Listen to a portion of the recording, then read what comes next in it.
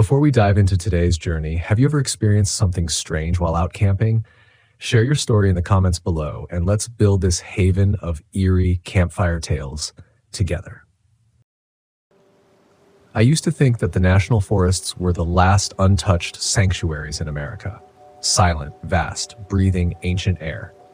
When I first started RV camping solo, I romanticized the idea of disappearing into those woods. Not forever, but just long enough to find silence. Peace. Clarity. What I didn't expect was how easy it actually is to vanish, and how sometimes nature isn't what makes you disappear. It was late September when I set out, the kind of crisp, transitional weather that makes you want to keep driving. I was heading into the Chattahoochee National Forest in northern Georgia.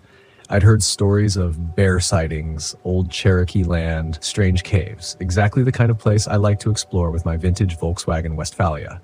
No cell service, no neighbors, just me, the trees, and the open road. I'm 34, divorced, no kids, and maybe a little too comfortable being alone. There's a part of me that chases solitude like other people chase adrenaline, but there's another part, quieter, deeper, that maybe wanted to test something. Maybe I wanted to see what would happen if I stayed alone long enough. If the forest would speak to me. I arrived at a primitive campsite just after sunset. One of those unofficial spots tucked off an old logging road, marked only by a stone fire ring and decades of pine needles. I'd found it on an old RV forum. Someone posted GPS coordinates with a cryptic caption, "Quiet, but you'll feel watched." That should have been enough to keep me away, but of course it wasn't.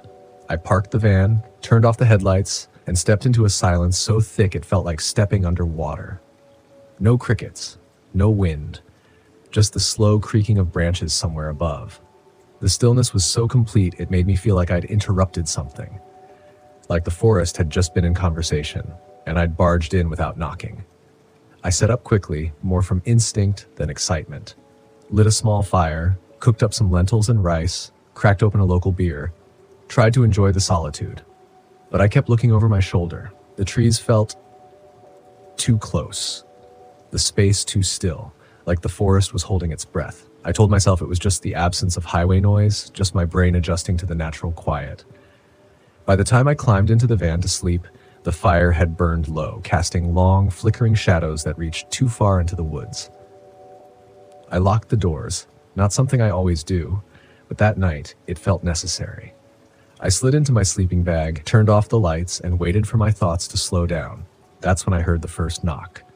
3 soft taps against the rear of the van. Not loud, not hurried, just deliberate, like someone politely asking to come in. I froze. My brain raced to make sense of it. Animal, tree branch, acorn, but no, it was too rhythmic, too human. I stayed perfectly still, listening, nothing. I waited a full minute, then slowly unzipped my sleeping bag and inched toward the back window. I lifted the curtain with the tip of my finger. Darkness, just the dim outline of trees, nothing moving, no footsteps, no sound. I told myself it was probably a raccoon, maybe even a deer brushing against the van. I laid back down, heart still thudding, and forced my eyes closed. At some point I must have fallen asleep. But the dreams I had that night were strange, fragmented. I saw the forest, but not the one I was camped in. It was older, wilder, full of white trees that stretched endlessly in every direction, their bark smooth and pale like bone. I was running, barefoot, breathless. Something behind me. Something I couldn't see but could feel, like gravity pulling in reverse. When I woke up, I was drenched in sweat. The van was cold, the sun just beginning to rise. I sat up and wiped my face, still haunted by the dream. But what really unsettled me wasn't the memory of running. It was the footprint. A single bare footprint in the dew on my windshield. Not mine. Too small, too narrow, like a child's. But it was pressed into the glass from the outside. I jumped out, scanned the ground around the van. No other prints, just that one. No broken branches, no sign of anyone or anything. My mind tried to piece it together. Maybe a leftover mark from earlier. Maybe I leaned against the glass and forgot. But no. I knew every inch of that van, and that print hadn't been there last night. I didn't stay long that morning. Packed up fast, didn't eat, didn't even make coffee. Something about the silence had changed. It felt aware, like the forest had shifted in the night, and now it knew I was there. As I drove out, the logging road seemed longer than I remembered. The turns didn't feel familiar. Trees pressed in closer. More than once I had to stop and back up to maneuver around fallen logs that I didn't remember being there.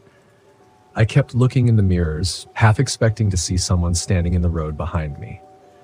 When I finally reached the gravel trail that led back to the main road, I let out a breath I didn't know I was holding.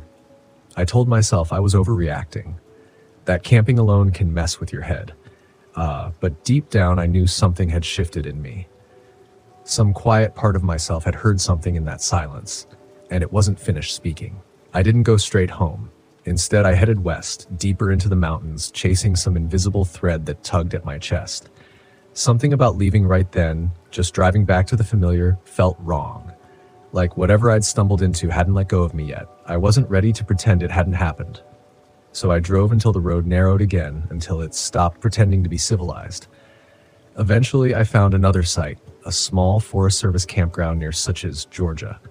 More maintained, a few designated spots with picnic tables and fire rings. Still no one else around.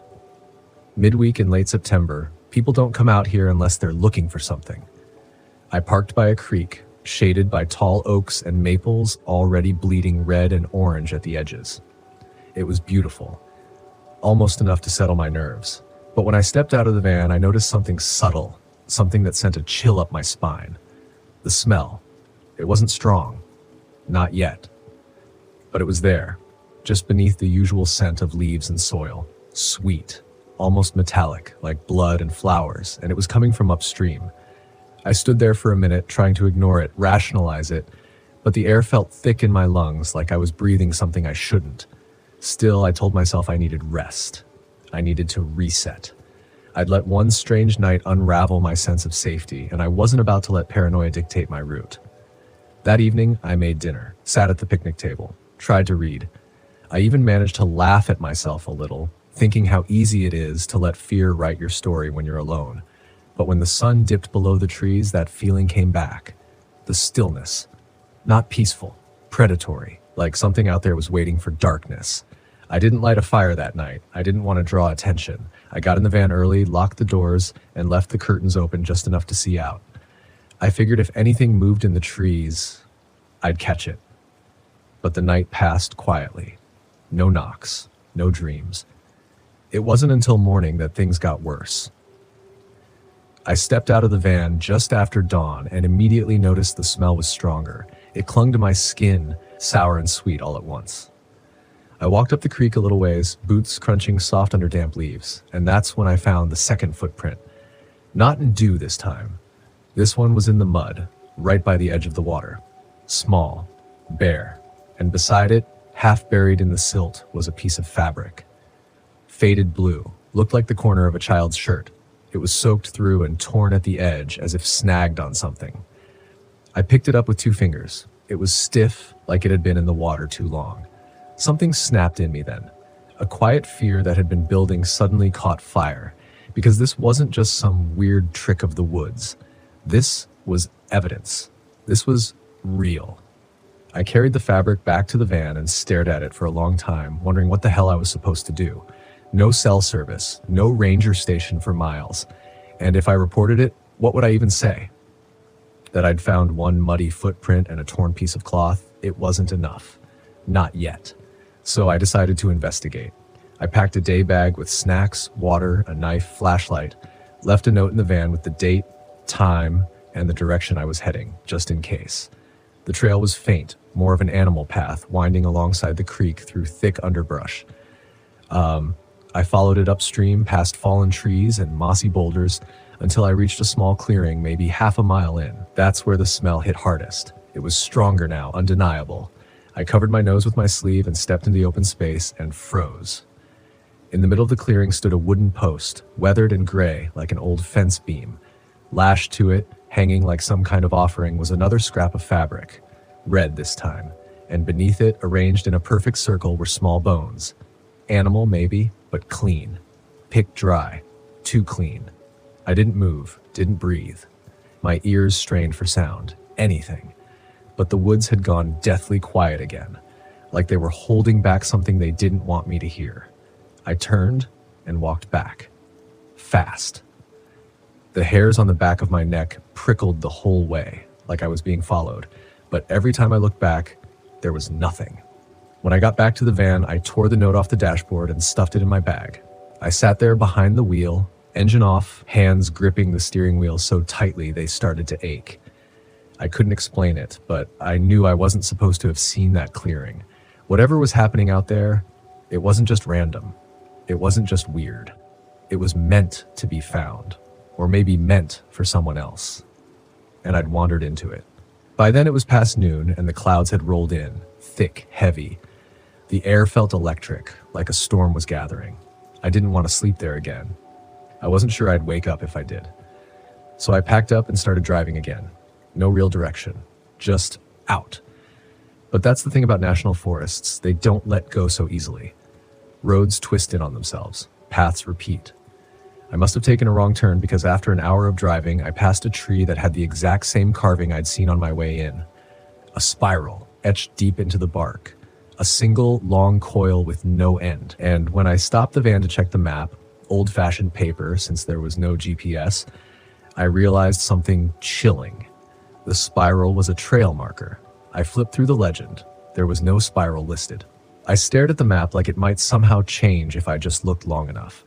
But the legend stayed the same. Squares for trailheads, dots for campsites, triangles for overlooks. No spirals, no coils, no symbols that matched what I'd seen carved into that tree.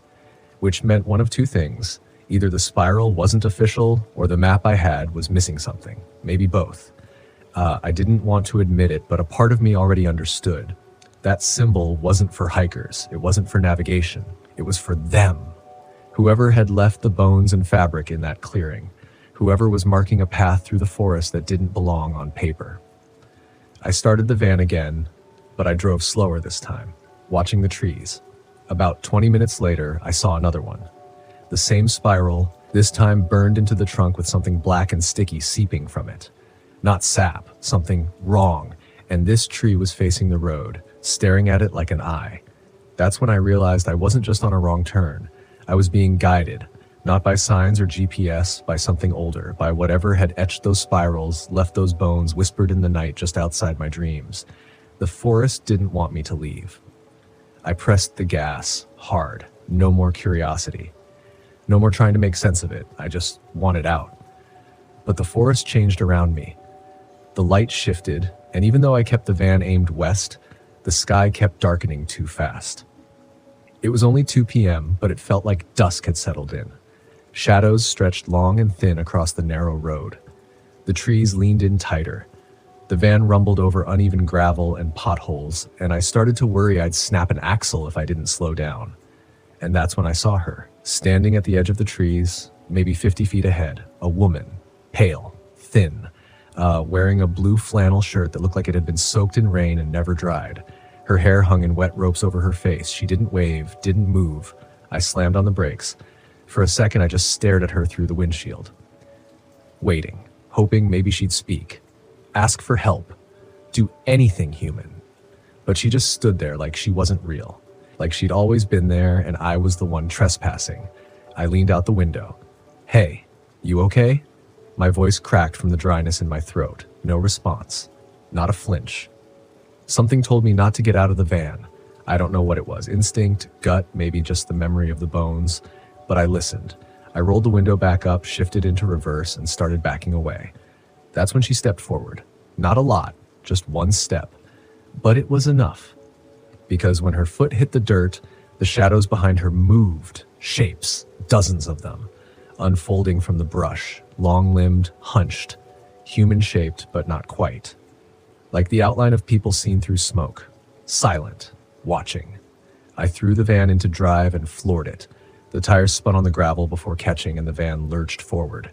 I didn't look in the mirrors. I didn't want to know if they were following. I just drove, heart hammering, the road winding and narrow and endless. When I finally hit pavement again, real pavement with faded lane markers and a wooden sign for a public access point, I almost wept. I pulled over at the next turnout and sat in the van, gasping, shaking. I checked my phone. 1 bar of signal. Enough. I called the ranger station, told them everything. Well, almost everything. I left out the shadows, the symbols, the woman in the woods. I just said I'd found a footprint and some cloth and a strange clearing with bones. They promised to send someone to investigate. Told me to come by the ranger office if I wanted to give a statement. I didn't. I drove straight out of the forest, down through the hills until I reached the outskirts of town. I found a motel, paid in cash, parked the van where I could see it through the window, and didn't sleep at all that night. The next morning, I bought a new map, spread it across the motel table, traced the route I'd taken, and that's when I noticed it. The place I'd camped, where I'd found the footprint, the bones, the clearing, it wasn't even marked. The road didn't go that far. As far as the map was concerned, that section of the forest didn't exist. I made a copy of the map, highlighted the route I remembered, circled the clearing in red ink, and then I left it behind in the motel room, tucked under the Gideon Bible in the nightstand drawer, because someone else would find it eventually, someone else would follow those spirals, but it wouldn't be me. Not again. I hit the road early, before sunrise. The motel's neon sign buzzed faintly in the dark, and the pavement was still slick with dew. I didn't even stop for coffee. I just wanted distance, miles between me and those woods. That stretch of national forest wasn't marked with any warnings, no caution signs or chained gates, but that didn't mean it was safe. Somewhere out there was a clearing that had no place on a map. Somewhere out there was a woman with wet hair and no face I could remember. And somewhere out there were those shadows. Watching. I drove south, past burned-out gas stations and long stretches of pine where the canopy thickened over the highway like a closing jaw. The further I got, the more I thought maybe I'd outrun it. The fear. The sense that something had seen me out there and hadn't let go. But fear like that, it doesn't just drain out of you. It changes your blood. It makes you hear things in static. It makes you look at tree lines differently. It was around Flagstaff when the dreams started. At first, I chalked it up to stress, long days on the road, lack of sleep. But these weren't just regular nightmares. They were locations. Places I'd never seen, but somehow knew intimately. And in every one, I was being watched from the trees. I'd wake up drenched in sweat, unsure of what I'd screamed in the middle of the night. One dream in particular kept coming back. A tent pitched on red dirt, no moon, only the silhouette of trees and the soft crackle of a fire that wouldn't stay lit. And always, footsteps circling just out of sight. Too slow to be a wild animal, too patient to be human. The worst part? I'd never owned a tent, but the scene felt familiar, like it had happened years ago, and I'd buried the memory too deep to retrieve. I stopped in Arizona for a few days, tried to ground myself, get back to why I started RV camping in the first place, to see the country, live in the quiet, wake up somewhere new every morning with no one to answer to. But the quiet didn't feel peaceful anymore. It felt loaded. Every rustle in the brush felt deliberate. Every distant coyote howl turned into something else once it echoed through the valley. And sometimes, especially in the early morning fog, I'd swear I saw faint impressions in the dirt around my van, footprints that didn't match my shoes, long, narrow, and too far apart for a normal gait. It wasn't paranoia. Not anymore. Something was following me. I tried to convince myself it was coincidence, that all forests are weird, that we see patterns in chaos because our brains are wired to survive. But deep down, I wasn't surviving. I was retreating. One campsite to the next, always a little more tired, a little more guarded, windows shut tighter, knife closer to the bed. Then came the canyon. Somewhere near the Utah border, I pulled off onto a BLM road I'd found through a camping app. Secluded, free, unmarked. Just the kind of place I used to love before all this started. The air was dry, silent. Red rocks surrounding me like the ribs of something ancient and buried. I parked the van and took a short hike along the ridge, trying to breathe again, trying to feel normal. And that's when I saw it, again. A spiral, not carved into a tree this time, drawn into the dust with stones. A perfect coil, like a snail shell or a galaxy, positioned right where two trails forked and disappeared over opposite ridges. My blood turned cold. I didn't touch it, didn't step over it. I just backed away, turned around, and walked briskly back to the van. I didn't sleep that night. I sat in the driver's seat, engine off, a flashlight in my lap, scanning the hills until the stars gave way to a gray, brittle dawn. When I finally moved, I didn't even pack. I just drove. Let the dishes rattle in the sink, let my boots roll around the floor. I wanted pavement again, towns, people, something real. I passed a ranger station just outside of Bryce and pulled in. My hands were shaking and my throat felt like it had been scraped with sandpaper. I walked in and asked the woman at the desk if she knew anything about the spiral symbol. I kept my voice casual, like it was just a curiosity. A hiker's question. She hesitated. "I've seen it before," she said, slowly. "Usually up north, Utah, Colorado, Idaho. Some locals say it's just kids messing around." But she looked around the empty station, then leaned in. A few missing person reports over the years, people who went off trail, their last GPS pings were near spots where that symbol turned up. She didn't smile, didn't joke. She just gave me a paper map of the stay on the main trails. I drove out of there knowing two things. First, this spiral wasn't random. It meant something, a boundary, a marker, a warning. Second, whatever I'd seen in those woods back in Oregon, whatever had started following me since, it wasn't tied to one forest. It was moving, and I was bringing it with me. I didn't stop for 3 days. From southern Utah through Nevada and into California, I pushed the van farther than I ever had. I'd sleep in short, scattered bursts at rest areas or gas stations, engines still running, my eyes darting to the side mirrors. I knew it wasn't rational, but what do you call fear that keeps matching your pace? By the time I hit the edge of the Sierra Nevada, I was running on fumes. Food was low. My hands trembled even when I wasn't holding the wheel. And worse, the spiral had made its way into my mind, not just in dreams anymore, but in the way I mapped the roads. I kept turning onto smaller highways, back roads, forest roads, telling myself I was just avoiding traffic. But I wasn't. I was following something. Every stop felt like deja vu.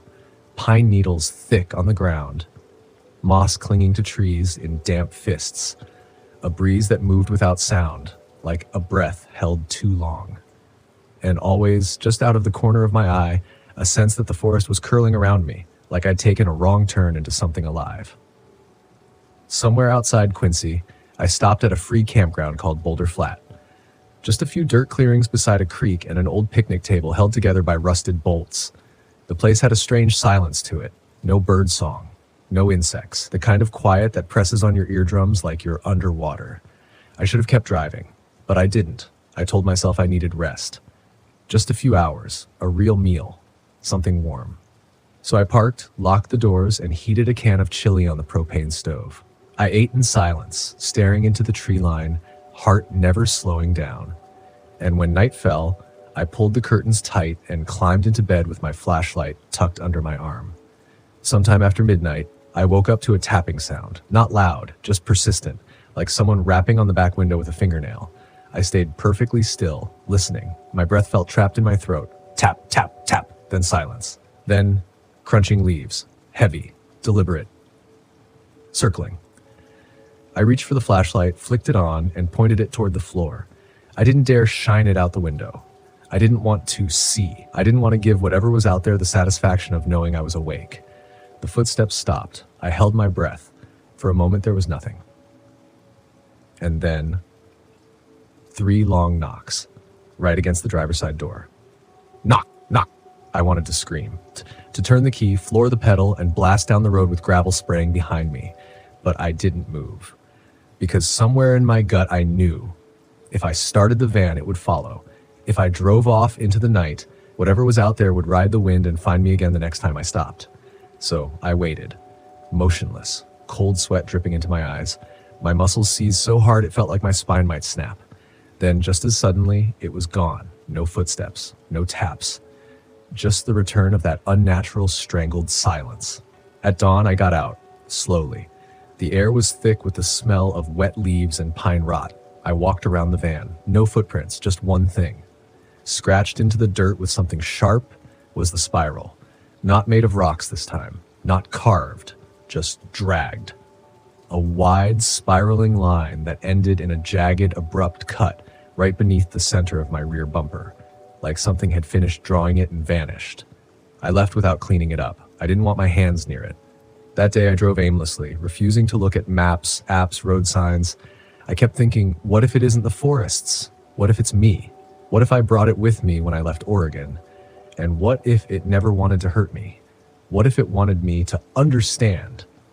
By the time I reached Shasta Trinity National Forest, I couldn't sleep anymore. I'd given up trying. I parked off the highway and just sat in the driver's seat for hours, staring at the horizon, and it hit me like a punch to the gut. Every place I'd stopped, every time I'd seen the spiral, they weren't just warnings.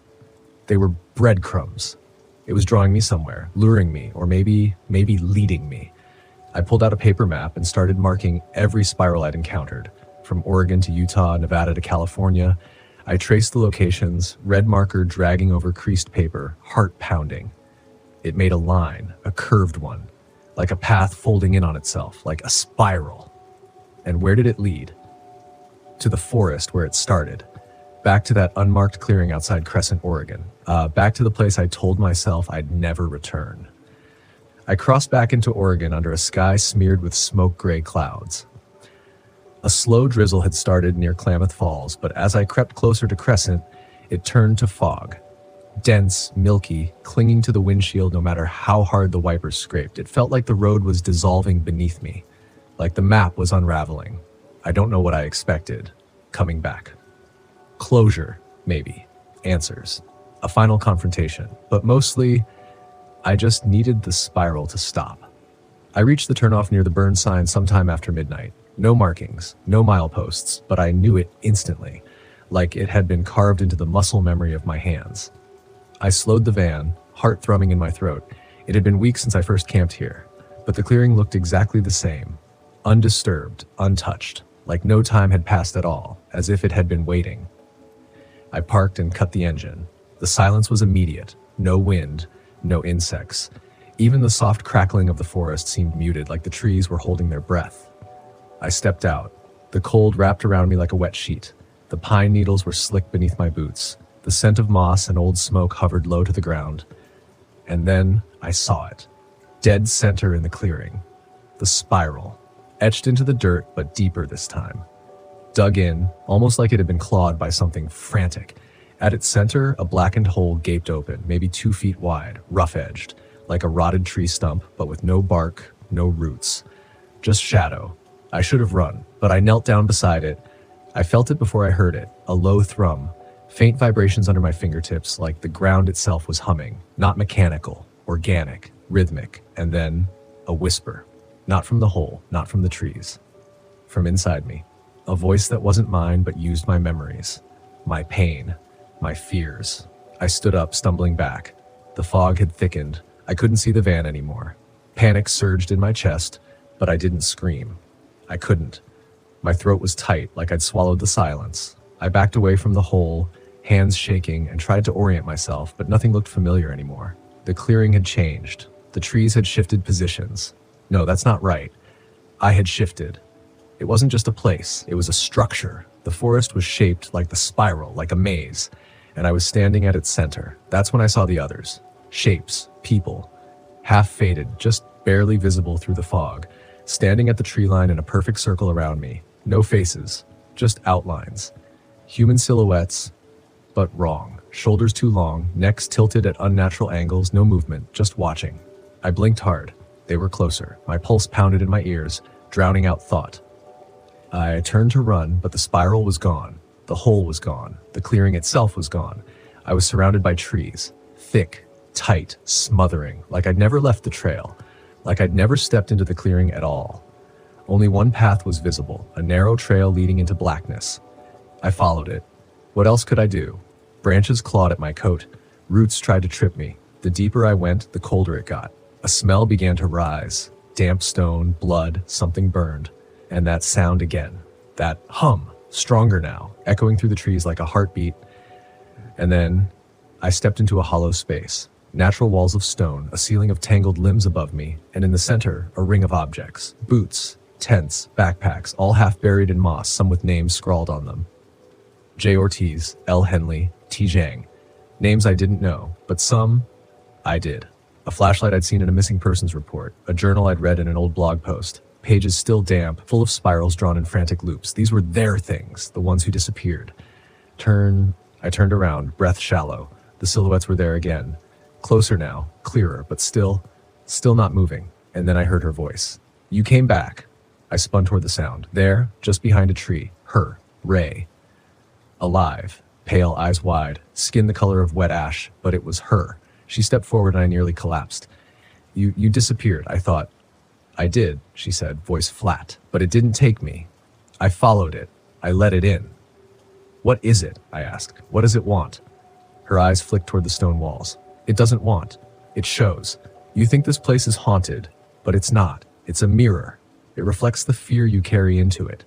It draws a spiral because that's how you remember pain, around and around. No end. No escape. The fog coiled between us like breath from something massive just beyond sight. You never left, did you? I asked. She smiled, but it didn't reach her eyes. I tried, but you came back, so it opened again. My knees buckled. I felt the forest close around me, the spiral pulsing under my feet. What do? I whispered. Her voice was soft. You stop running. You face it, before it follows you forever. I wanted to believe Ray was lying, that it was a trick of the woods or some hallucination conjured by lack of sleep and too many nights chasing ghosts across maps. But her eyes, her voice, they weren't illusions. They weren't stories. They were witness. And the way she stared at me, not with fear but pity, told me exactly what I didn't want to know. This place wasn't cursed. I was. Because I had brought my grief here, my guilt, my obsessions, and the spiral, it just echoed them back until I couldn't tell memory from madness. I stepped toward Ray, but she held out her hand like a warning. You have to do it alone. What? She nodded toward the ring of belongings, the boots, the backpacks, the things left behind. Everyone who disappeared, they didn't vanish. They let go, or they didn't. That's what decides what happens next. I shook my head, backing away. I didn't come here to die. Then stop feeding it, she said. Stop carrying it. But I don't know how. She stepped backward, vanishing into the tree line like she was never there at all. And I was alone again. The silence fell like a stone. I turned to the center of the hollow. The spiral had reappeared. But now it was burning. Not flames. Just heat, rising from the dirt, warping the air like a mirage. I saw the ash swirl upward, and with it, voices began to rise. Whispers layered over each other, hundreds, thousands, too many to make sense of, and all of them saying the same thing. Remember. It wasn't a request, it was a command. And so I walked forward, one step into the spiral. The moment my boot crossed that line, I felt it, like gravity shifted, like the air thickened. I couldn't hear the wind anymore. Couldn't feel my legs, only my heartbeat. And behind my eyes, images. I was 9, my older brother and I, lost in the Bitterroots for 3 days after our dad got too drunk to find the van. That fear, that helplessness, it was still inside me. I saw my brother screaming for help, and I saw myself silent, pretending I wasn't scared, pretending it didn't hurt, carrying that silence for 20 years like armor. Step 2. I was 17, watching Mom leave the house and never come back. They said it was depression, but I knew better. I'd seen her hands shake the week before. I'd read her notes. I hadn't said anything. I told myself I didn't know. I told myself it wasn't my fault. Step 3. I was 34, on the road full-time in the van, pretending this was a dream, telling my subscribers I loved it, telling myself it was freedom, when really it was escape. An attempt to outrun the weight that had started with my family and never let up. I fell to my knees. The spiral was on fire beneath me. The dirt glowing orange like hot coals. The voices now screaming, but not in pain, in release. Let it go. I wanted to. God, I wanted to. But what would be left if I did? That's when I saw the people again. The shadows, not at the edge of the forest this time, but walking the spiral too. Every face I'd read about. The missing, the lost, all of them looping the spiral in their own way. Not gone. Trapped between moments, between choices. It wasn't death that lived here, it was the refusal to decide. I stood up. My lungs felt like they'd been wrung dry, my skin burned from cold and heat at once. But I kept walking, the spiral pulling tighter with each step, until it wasn't a trail anymore, just a narrowing funnel of thought, memory, truth, and at the center, a mirror. Not made of glass, not even visible. But I felt it, like a pressure in my chest. It showed me something that split me open. Not what I feared, but what I believed about myself because of that fear. That I was weak. That I was broken. That I was a ghost walking through forests, hoping the trees would make me feel real again. And in that moment, I finally said it out loud. I don't need to carry this anymore. The spiral stopped, not slowly, all at once. The fire dimmed. The whispers fell silent. The woods, for the first time in hours or maybe years, were still. I stepped forward, and I was standing at the edge of my van. The clearing was quiet, normal. The spiral was gone. Birds chirped faintly in the distance, and Ray was nowhere to be found. Just the wind again. Just the trees. Just me. But I was breathing like someone who'd lived, not escaped, survived. I climbed into the van and turned the key. It caught on the first try. The road was waiting. The past was still behind me, sure. But now, I wasn't dragging it behind me like a shadow. Now it was just a story I'd lived through. I didn't drive fast. I didn't need to anymore. There was no panic in my chest. No need to outrun something unseen. The fear had done its job. It cracked something open in me, revealed what I was too stubborn, too proud, or too hurt to face. And now, that silence I used to fear, it wasn't chasing me anymore. It was riding with me. The road twisted through the trees like a vein through the earth. Veins I once feared I'd vanish into, just like the others. But now I knew, it's not the wilderness that steals us. It's what we bring into it. It's what we refuse to face until it swallows us whole. I passed the old forest boundary sign again. Faded wood, initials carved into the corner, just like before. But this time I noticed something different. My own initials were carved there too. I don't remember doing it. Maybe it was during the spiral. Maybe it was before, when I thought I was just exploring some trail for a story. Or maybe it was a reminder that I've been here longer than I thought. Not in miles, but in memory. I pulled off at a scenic overlook a few miles out. Not because I needed a break, but because for the first time in weeks, I wanted to sit with the world instead of run from it. The valley stretched below like something painted. Mist curling through the treetops, the sky bruised with early morning light.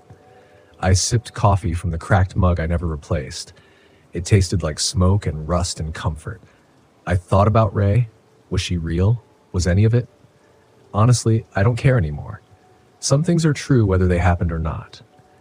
And what she told me about how the spiral pulls at the people who carry too much pain, that stuck. It felt like it had always been inside me, just waiting to be said aloud. There's something ancient about these forests, not just in age, but in purpose. They don't speak in language. They speak in mirror, in echo, in tension, in dread. They pull at your seams until you either come apart or come clean. And I did. So if you're out there, if you're planning a trip, looking for a new place to park your RV, chasing that perfect sunrise in some forgotten corner of America, listen to me, please. Bring what you need. Leave the rest. Don't come to these places hoping they'll fix you. They'll only reflect what you already are. And if you hear things in the woods, footsteps when you're alone, whispers when you're falling asleep, wind that doesn't quite sound like wind, don't panic. Don't assume it's something out to get you. Assume it's something trying to show you yourself. But you have to be brave enough to look. Not everyone makes it back from the spiral, and not because they vanish into thin air. Because they never make the choice. They never let go. That's what happened to the others. That's what almost happened to me. But not now. Now I keep moving. Not to escape, not to outrun anything, but because the road, the real road, starts when you stop pretending. I don't have all the answers, but I've got my hands on the wheel, and for the first time in a long time, that's enough. Story 2. I knew something was wrong the moment the wind stopped. We were parked 50 miles west of Kalispell, just shy of Glacier National Park, and the forest around us had been whispering all day. Branches creaked like distant doors, squirrels barked warnings from the pines, and something unseen crunched deep in the underbrush every few hours. But then, just as the sun slid behind the mountains and the cold started to seep in, the forest went dead. No wind, no birds, no crickets. It was like someone hit mute on the entire wilderness. I had done this before, RV camping across the American West. I knew how nature sounded when it was alive, and when it wanted you gone. It was late September, the kind of time where autumn pretends to be winter in Montana. I was traveling with my cousin, Kyle, 32, a combat veteran who claimed he wasn't scared of anything. We had been close growing up, drifted apart during our 20s, and now after both divorcing the same year, decided to reconnect on a guy's trip into the wild, a back-to-basics healing sort of thing. We picked Montana because it felt untouched, bigger than us, bigger than our problems. Glacier was the goal, but we took our time getting there, winding through old ranger roads and dead-end logging trails in my 1978 VW Riviera. She wasn't fast, but she was honest, and sometimes that's enough. That night, we camped in a clearing off a forgotten fire trail. No cell signal, no other humans, just us, the van, and that immense forest pressing in. Kyle had been tense since we crossed into Montana, and I chalked it up to old memories. He'd done a survival course out here before his first deployment. Said it taught him how to listen to trees, how to feel when something in the woods had eyes. At first, I laughed it off, until that silence came. He looked up from the fire, eyes narrowed. Something's moving, big. I paused mid-beer, listened. Nothing. Probably a bear, I offered. You saw that claw mark on the trail sign earlier. Could be grizzlies nearby. No, he said. Bears make noise, sniffing, snorting, clumsy as hell in the brush. This is quiet. And he was right. Too quiet. We let the fire die out around midnight. Kyle insisted we sleep with the axe and the bear spray next to our cots. I slept in the van, he took the tent. We both locked our doors from the inside. It was around 2:30 a.m. when I woke up to the sound of breathing. Not mine. Not Kyle's. Something else. Low. Ragged. Just outside the passenger side window. At first, I thought it was wind again, maybe the forest finally exhaling, but then it shifted. Paused, like it noticed me waking. I held my breath, eyes locked on the fogged-up window. And then, the faintest scrape. Nails. Fingers. Something brushing across the metal. I didn't move. Not for a full 5 minutes. And then I whispered Kyle into the dark. No answer. I cracked the door and slipped outside, barefoot, cold air biting at my chest. The tent was zipped shut, undisturbed. Kyle, I hissed. Still nothing. I unzipped the tent with the slowest fingers I could manage. Empty. The cot was flattened like something heavy had pressed into it. The axe was gone, but his boots were still there.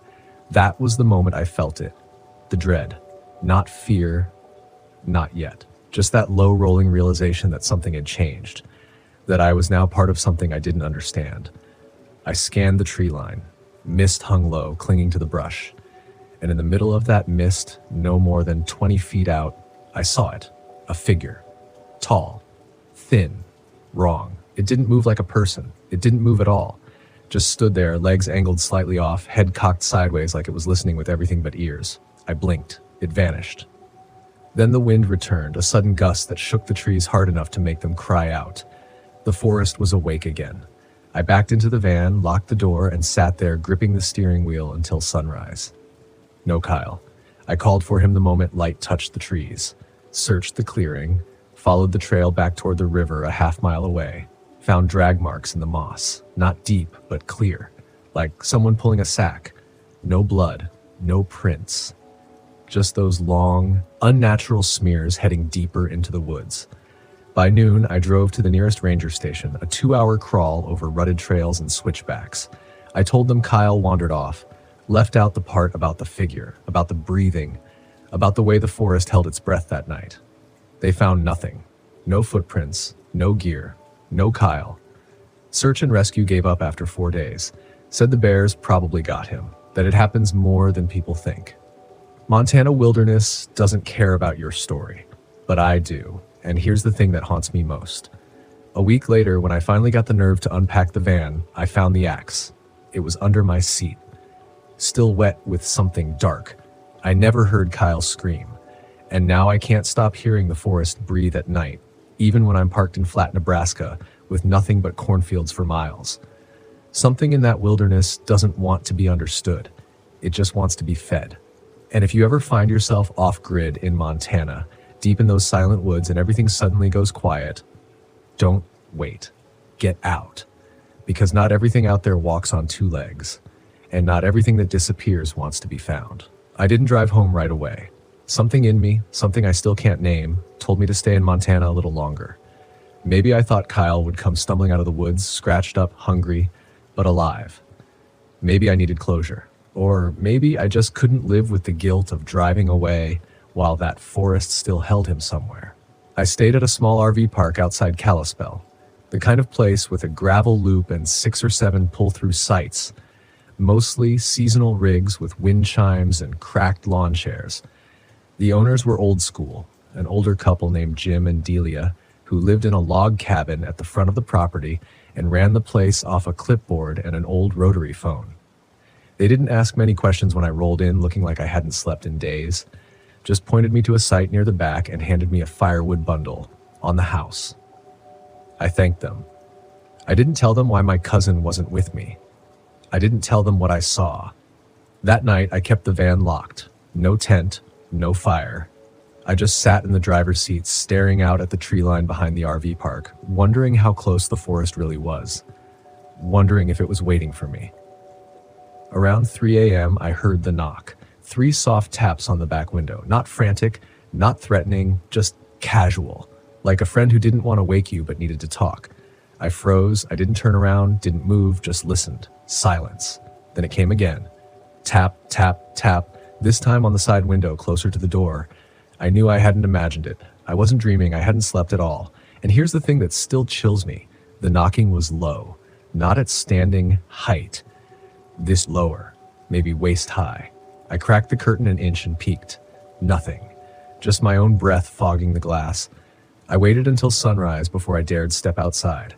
There were no footprints in the gravel, no scuff marks, no signs of anything moving in the night, but the back bumper had a smear of something across it. Mud, sap. I reached out to touch it, then paused. My fingers hovered there, trembling. It looked more like ash. I wiped it off with a towel and didn't say a word to the other campers. Later that morning, I went to the main office to pay for another night. Delia was there, folding laundry in front of the fireplace. "You all right, Han?" she asked, not looking up. "You look like you've seen a ghost." I almost told her everything, but something held me back. Pride? Fear? That same stupid male instinct to bottle up every warning bell until it breaks inside your chest? I just said, "Did anyone else hear knocking last night?" She looked up slowly. "Knocking? Yeah, around 3. Could have been an animal or something, but it sounded like it was trying to get in." Delia stared at me a moment too long. Then she folded the towel and set it aside. 3rd time this month someone said that. My stomach dropped. Really? Usually when someone comes from the backcountry, down near Flathead, they pull in here, half-starved and jittery, say something, follow them out. That's always knocking. She glanced toward the door like she didn't want the walls to hear. "You go camping alone out there?" "No," I said. "I was with someone." She nodded once, slow. "Was?" I didn't answer. Delia walked over to a locked cabinet behind the counter and opened it. Inside was a worn, leather-bound guest book. She flipped through a few pages, then stopped and slid a Polaroid across the counter. "Recognize him?" It was Kyle, standing in front of the van, smiling, the forest behind him in perfect focus. My heart nearly stopped. "Where did you get this?" "He came through here 6 years ago," she said. "Alone, stayed one night, said he was doing recon for a future trip, mentioned his cousin had an old VW van you were fixing up together." I stared at the photo. He looked younger, but the look in his eyes was the same, that wary, alert tension he always carried after deployment. He said he was going to camp near the river, off trail. Delia continued, that he wasn't afraid of anything in those woods. I felt my throat tighten. "What happened to him?" I asked. Delia hesitated. "He left in the middle of the night, didn't say goodbye, just gone." I turned the photo over. On the back in Kyle's handwriting was a note. "If anything happens, don't go back, don't follow, don't listen to the trees." I sat in the van for hours after Delia handed me that photo. Kyle had been here before, 6 years ago, alone. That made no sense. He never told me, not once. We'd planned that trip together like it was our first time in Montana's wilderness, but clearly it wasn't for him. I couldn't shake the words on the back of that photo. "Don't go back, don't follow, don't listen to the trees."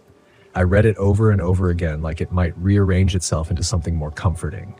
But it didn't. It just sat there in my hands like a quiet confession, like a warning, scratched out in the middle of the night by someone who knew the woods better than I ever could. I don't remember falling asleep, but at some point exhaustion knocked me out. I woke up to dusk bleeding through the RV curtains, my mouth dry, heart pounding from some dream I couldn't recall. The side door of the van was cracked open. Only by an inch or two, but open. I know I locked it. I always lock it. My breath caught. I didn't move, just listened. Somewhere outside, maybe 50 yards into the woods, I heard a voice. Faint. Male. Familiar. Hey, you awake? Kyle. It was his voice. I know it was, but it wasn't right. It sounded strained, like it had traveled too far, like the trees themselves were carrying it on their breath and pushing it through the leaves, bending the syllables just enough to set every hair on my body standing on end. Come on, man. I'm hurt. My stomach clenched. It said the right words. The same kind of thing Kyle would have said if he were really out there, limping through the dark, bleeding and desperate. But the tone was wrong. Too smooth, too calm. Like it was pretending to panic. I slid my hand to the flashlight beside my seat, switched it on, clicked it once against the dashboard, 3 short taps. Kyle and I had a code, always did. 3 taps meant, where are you? 2 taps back meant I'm close. Silence. The voice spoke again. Closer. You don't have to be afraid, just help me, I need you to come out here. It didn't ask where I was, didn't answer the taps, didn't say my name. That's when I knew. Whatever it wasn't Kyle.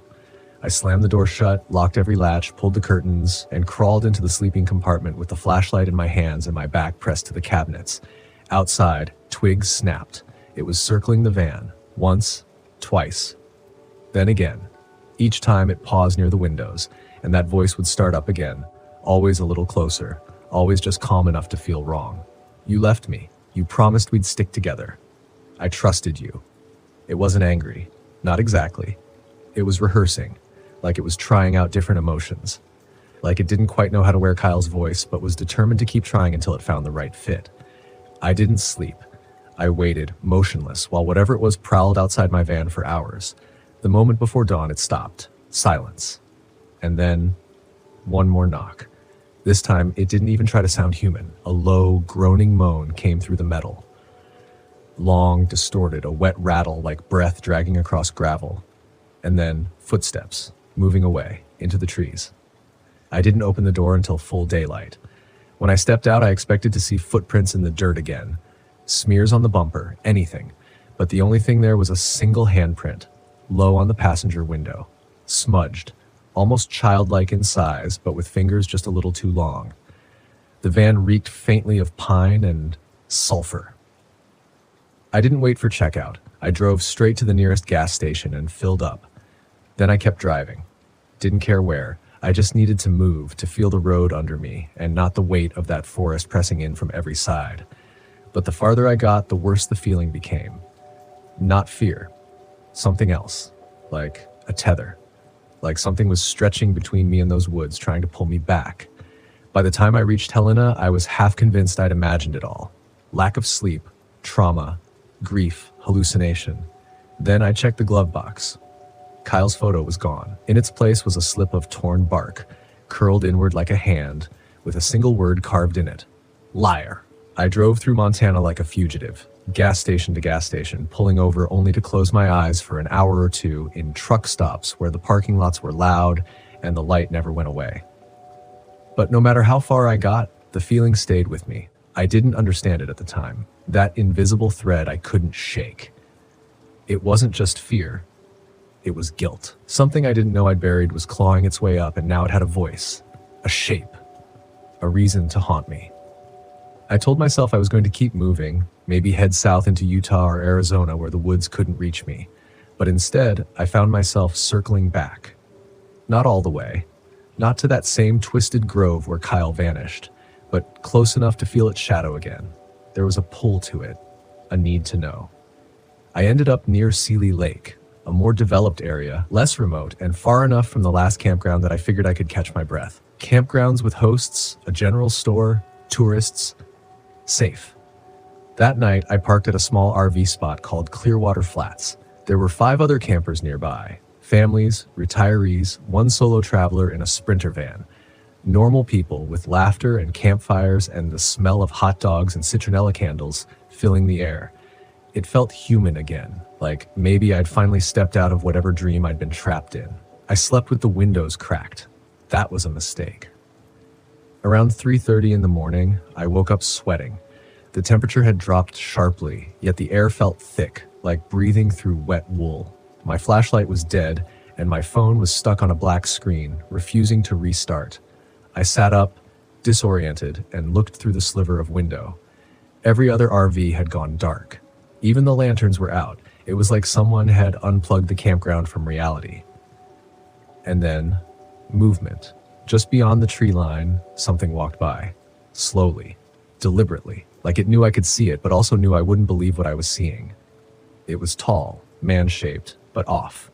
I could only make out the silhouette, too thin, head slightly cocked, like it was listening for something I hadn't said yet. And behind it, something darker. A second shape that never quite stepped into view, but always seemed to shift just out of reach when I tried to focus on it. Then, a voice. But not like before. This one was more confident. You shouldn't have lied. It wasn't Kyle's voice. It was mine. Spoken in the exact rhythm I use when I record my stories, my vlogs, my thoughts.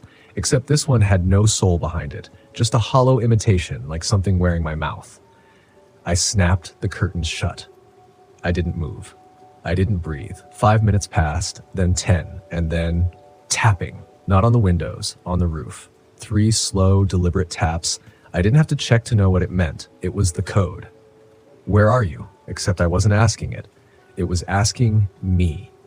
I drove out of Clearwater Flats at first light, didn't even look back. My tires kicked up gravel like a warning to the trees. Stay back, stay behind, I'm not coming home with you. But by now, I knew the truth.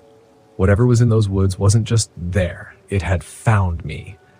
Clung to something deep in me. Maybe something I'd let in without realizing it. I spent the next week moving every night.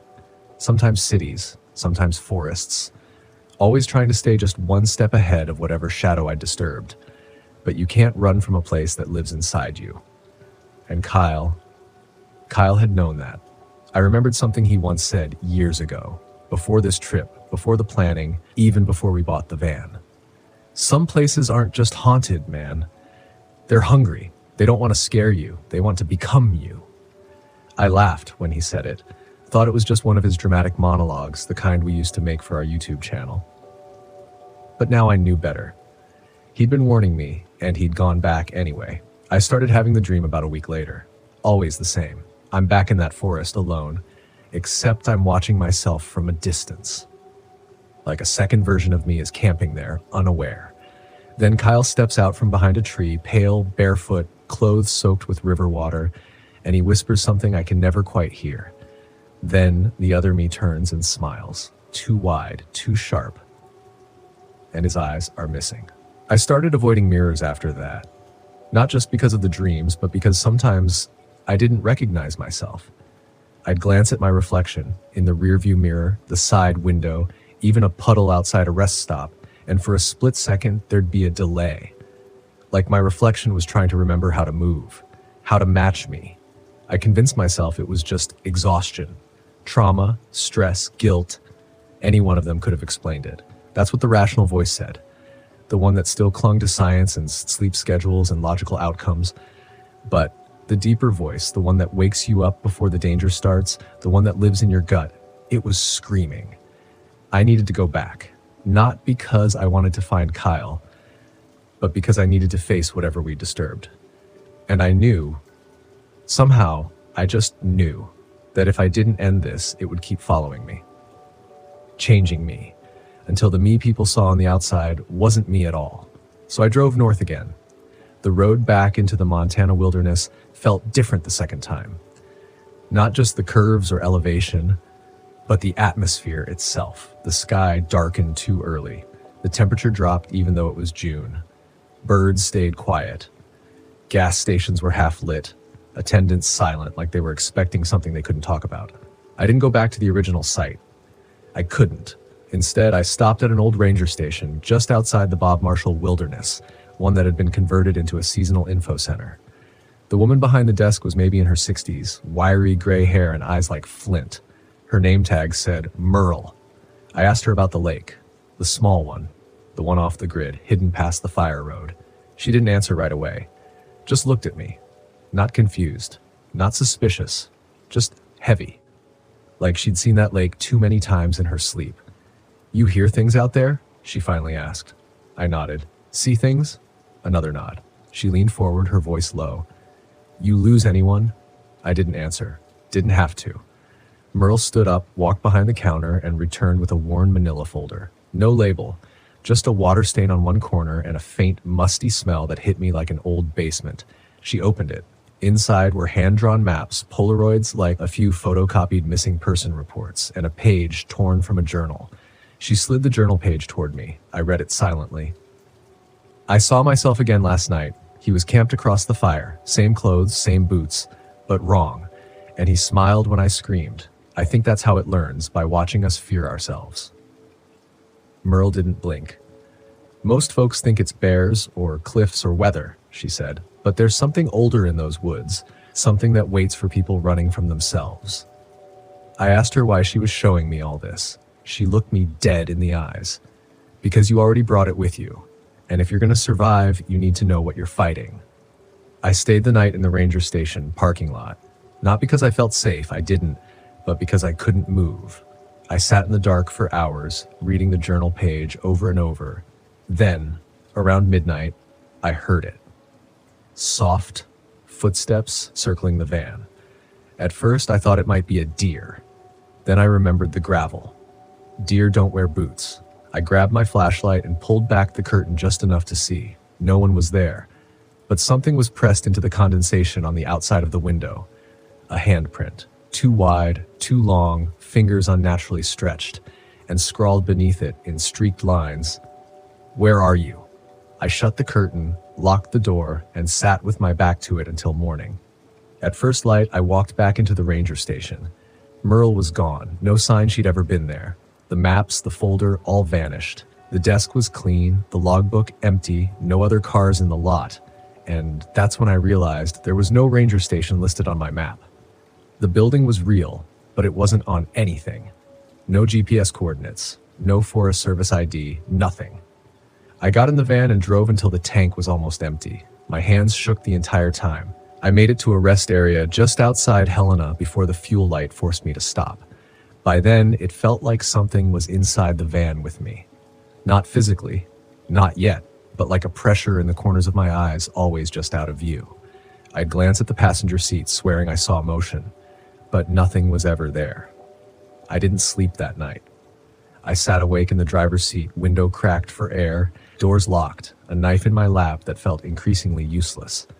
Around 3:30 a.m., the air turned metallic, not in temperature, but in smell. That old, iron scent of blood. It drifted through the cracked window like fog. I rolled it up fast and looked out.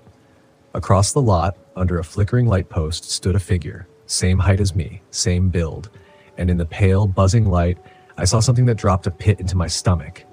It wore my jacket. Not just a jacket like mine, my actual jacket, same tear at the elbow, same stain on the collar from when I dropped coffee at Glacier Point last summer. He was facing away, but even from behind, I could feel his attention on me, like his spine was listening. Then slowly, deliberately, he turned, and I saw my own face staring back at me, blank, emotionless, like it hadn't learned how to pretend yet. I threw the van into reverse, tires squealing, adrenaline wiping away every rational thought. The figure didn't move, just watched me, let me go. It wanted me to leave. I didn't stop driving until sunrise. When I finally pulled into a gas station near Bozeman, the girl behind the counter gave me a double take. "Rough night?" she asked. I looked in the mirror behind her, and I understood why she asked. My eyes weren't right. Too wide, pupils dilated, skin pale like I hadn't been in the sun for weeks. And a long scratch down my cheek that I hadn't noticed until just then, like something had marked me in my sleep or while I was awake. I filled up and kept moving. The more I thought about it, the clearer it became. I wasn't dealing with something that wanted to kill me. Not directly. It wanted to become me. It was wearing me like a mask, testing it out, learning how I spoke, how I moved, how I reacted to fear. Every time I panicked, it watched, studied, learned. It wasn't hunting in the traditional sense. It was copying. And I think somewhere back there, maybe in the trees or at the lake or behind that empty ranger desk, it had already gotten Kyle. That's why I needed to go back. Not to save him, but to make sure I wasn't next.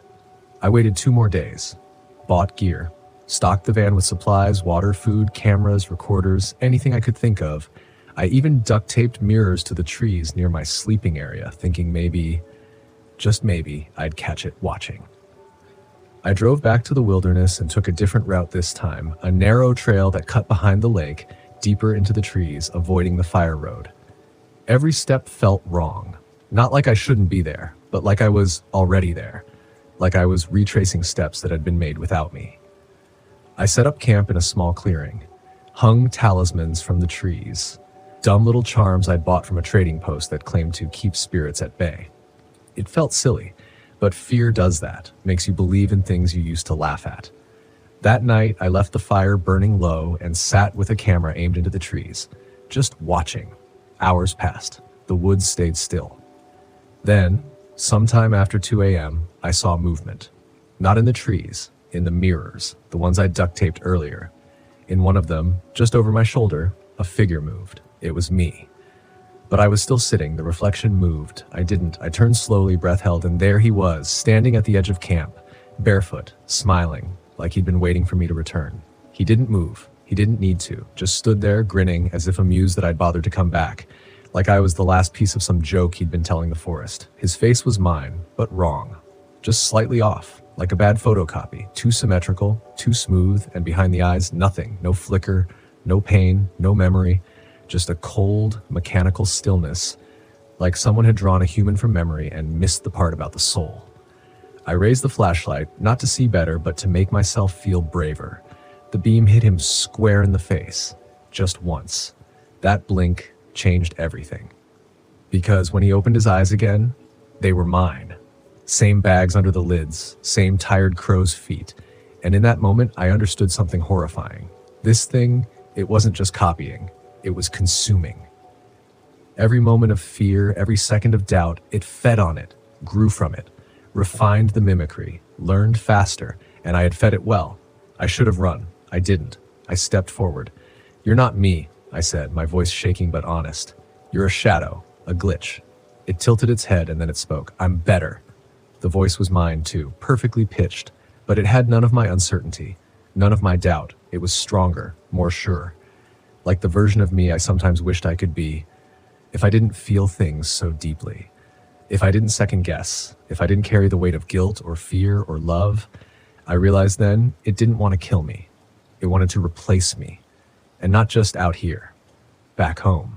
It would take my face, my van, my voice. It would drive to the places I loved, speak to the people I cared about, and they wouldn't know. Not right away. Until they noticed the smile never reached the eyes, or the way it never blinked quite right, or the way it seemed to watch them even when it wasn't looking. I backed away, but it stepped forward. No sudden movements, just patient progress, like it had done this before. Like this was the final part of the hunt. Not the kill, but the exchange. I spun and ran, through the trees, over the rocks. I tore down the talismans and threw them behind me, not because I thought they'd stop it, but because I wanted to leave a mess, a mark, proof that something had gone wrong here. It followed.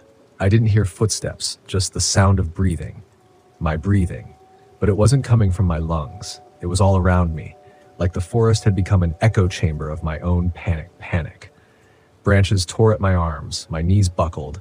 I caught myself against a stump and gasped, and that gasp came back at me threefold from the dark. I reached the van, keys shaking in my hand. I nearly snapped them in half trying to fit them into the lock. The door swung open, and I dove inside, slamming it shut behind me. Silence. I turned the ignition. Nothing. Dead. Not even a click. My phone, no signal. My flashlight flickered and went black. I was alone, or I should have been. But then I saw the rearview mirror twitch. And there, sitting in the back seat, was me. Smiling. Waiting. I didn't scream. I didn't move. I just stared into the rearview mirror, watching my own reflection smile back at me. But it wasn't a reflection anymore. It was him. The other me. Sitting there like he'd always belonged, hands resting casually on his knees, head tilted in quiet amusement. He didn't rush. He didn't threaten. He just was. And somehow that was worse. I blinked, and he wasn't in the mirror anymore. I spun around, empty. But the seatbelt in the back was fastened, still warm. I climbed into the driver's seat like I was wading into deep water, every breath shallow, every movement deliberate. I pressed the ignition again, still dead. Okay, I muttered, clutching the wheel, whispering more to myself than anything else. This isn't happening. This is stress, sleep deprivation, low blood sugar, rational explanations. But the cold in the air had a presence, a weight, the kind that settled into your bones and made every excuse feel ridiculous. I wasn't tired. I wasn't imagining this. I was seen, known, matched. That version of me, whatever it was, had been waiting, learning, and now I'd brought it back to the van, to my world. I locked every door. Then I crawled into the back, feeling like a cornered animal. I didn't want to sleep, but I didn't know what else to do. So I sat there in the darkness, knees to my chest, trying not to breathe too loud. Time passed like molasses. My watch had stopped ticking. No signal, no sound, just the occasional creak of pine above and the wind pushing against the windows like it wanted in. Hours later, or maybe minutes, I couldn't tell anymore, I must have drifted off. What woke me wasn't a noise, it was the smell. Not rot, not decay. Me. My cologne. The exact brand I wore back in college, one I hadn't touched in over a decade. Sharp, clean, nostalgic, impossible. I opened my eyes and instantly wished I hadn't, because he was back. Outside the van now, inches from the window, staring in. Same face, same expressionless gaze. His breath fogged the glass in slow, perfect circles. He didn't knock, didn't press his face against the window. Just watched. Calm, certain, waiting for me to doubt myself again. And I almost did, because there's a strange power in familiarity, in seeing your own face out there in the dark. It messes with your sense of boundaries, of ownership, of reality. Makes you wonder if you're the imposter. If maybe you're the one who wandered too far into the woods. Maybe you never made it back. But I knew better. I'd felt him inside my head. I crawled forward, heart pounding, fumbling for the glove box. If I couldn't start the van, I'd leave on foot. Daylight couldn't be far off, and this thing didn't seem to like movement. It stalked, mirrored. It wanted submission. I pushed the door open and froze. The forest was quiet, too quiet, the kind of silence that makes your ears ring. No birds, no bugs, not even wind. And in the center of that stillness stood a mirror, a full-length antique mirror propped up against a tree about 20 feet away, right where the dirt road should have been. That's when I remembered what Mary had said, what she'd tried to warn me about before her voice cut out. If you see your reflection out there, don't trust it. Don't follow it. But there it was, me again in the mirror, arms at my sides, still, calm. And then he blinked, twice, once for me, once for him. I backed up and slammed the van door shut again. I didn't care if it was crazy. I grabbed my journal, a can of beans, my last working flashlight, and bolted through the back exit of the van into the trees behind the site, opposite the mirror. I wasn't going to be baited. I wasn't going to follow a reflection like some poor animal led to slaughter. Branches whipped my arms. I didn't stop. Not to rest. Not to think. I needed to get above tree line. Higher ground meant more visibility, more chance for signal, for help, or at least daylight. I ran. I ran until my lungs burned, until my legs screamed, until I stumbled onto a narrow ridge overlooking the valley, just in time to watch the sun start to rise over the peaks. And with it, silence finally broke. The forest breathed again, crows shrieked, wind returned, the air shimmered with golden light, and the presence was gone. For the first time in hours, maybe days, I felt alone again. Utterly, painfully, beautifully alone. I sat down in the dirt and laughed. That kind of cracked, exhausted laugh that's half a sob. I wasn't sure if I'd made it out, or just entered another layer of whatever this place was. But I knew one thing with absolute certainty. I wasn't going back to the van. I stayed on that ridge until the sun was fully up, warm light melting away the frost that had coated the rocks overnight. Every shadow that disappeared felt like a layer of pressure being peeled from my chest. But I didn't feel safe, just tolerated. Like whatever had been hunting me had chosen for now to let me go. But I knew it was still nearby. There were no trails up here. No road. My van was miles downslope, somewhere near that cursed clearing. And even from up high, I couldn't see the roof of it, like it had been swallowed by the forest, or erased. I checked my phone again. Nothing. Then I pulled out my journal and flipped through the last few pages I'd written. Some of it was gibberish, scribbles in the margins I didn't remember making, a list of numbers, some words repeated over and over in all caps. Not me. Not me. Not me. Had that been me? Or the other? I tore those pages out, folded them into my jacket, and stuffed the rest of the notebook deep into my backpack. I didn't want to carry that energy with me, but I couldn't leave it behind either, not where someone else might stumble across it. For hours, I moved downhill, circling wide around where I guessed the van still was. I didn't want to risk a straight path, not with those mirrors out there. And I was done playing brave. This wasn't just another ghost story. It wasn't some unexplained wilderness mystery. It was deliberate. Something was out here and it wanted me to come back. It knew how to push, through memory, through reflection, through doubt. The deeper I went, the more the terrain shifted. Rocks bled rust red. Trees leaned in odd directions, not bent by wind, but like they were reacting to something underground. A few had bark that looked scorched, as if lightning had struck repeatedly but never burned them down, and that smell again. The cologne. Faint, but following. The same one I'd worn when I first drove west, chasing freedom. The one I bought when I wanted to feel like someone else. That scent had never meant danger to me, until now. Now it felt like a trap, a scent trail meant to lure me back. By noon, I found a ranger's post, abandoned, rusted, half sunken into the slope like the earth wanted it back. But inside there was a faded map still pinned to the wall. I traced my finger from the general area of the van up toward the ridge, then toward the old fire roads near the northwestern range. There, a small dot marked Cooper's Run Lookout. That name. I knew that name. It was in the background of one of the photos Mary had texted me before her message cut off. I hiked straight toward it. The trail wasn't obvious, but the elevation change was promising.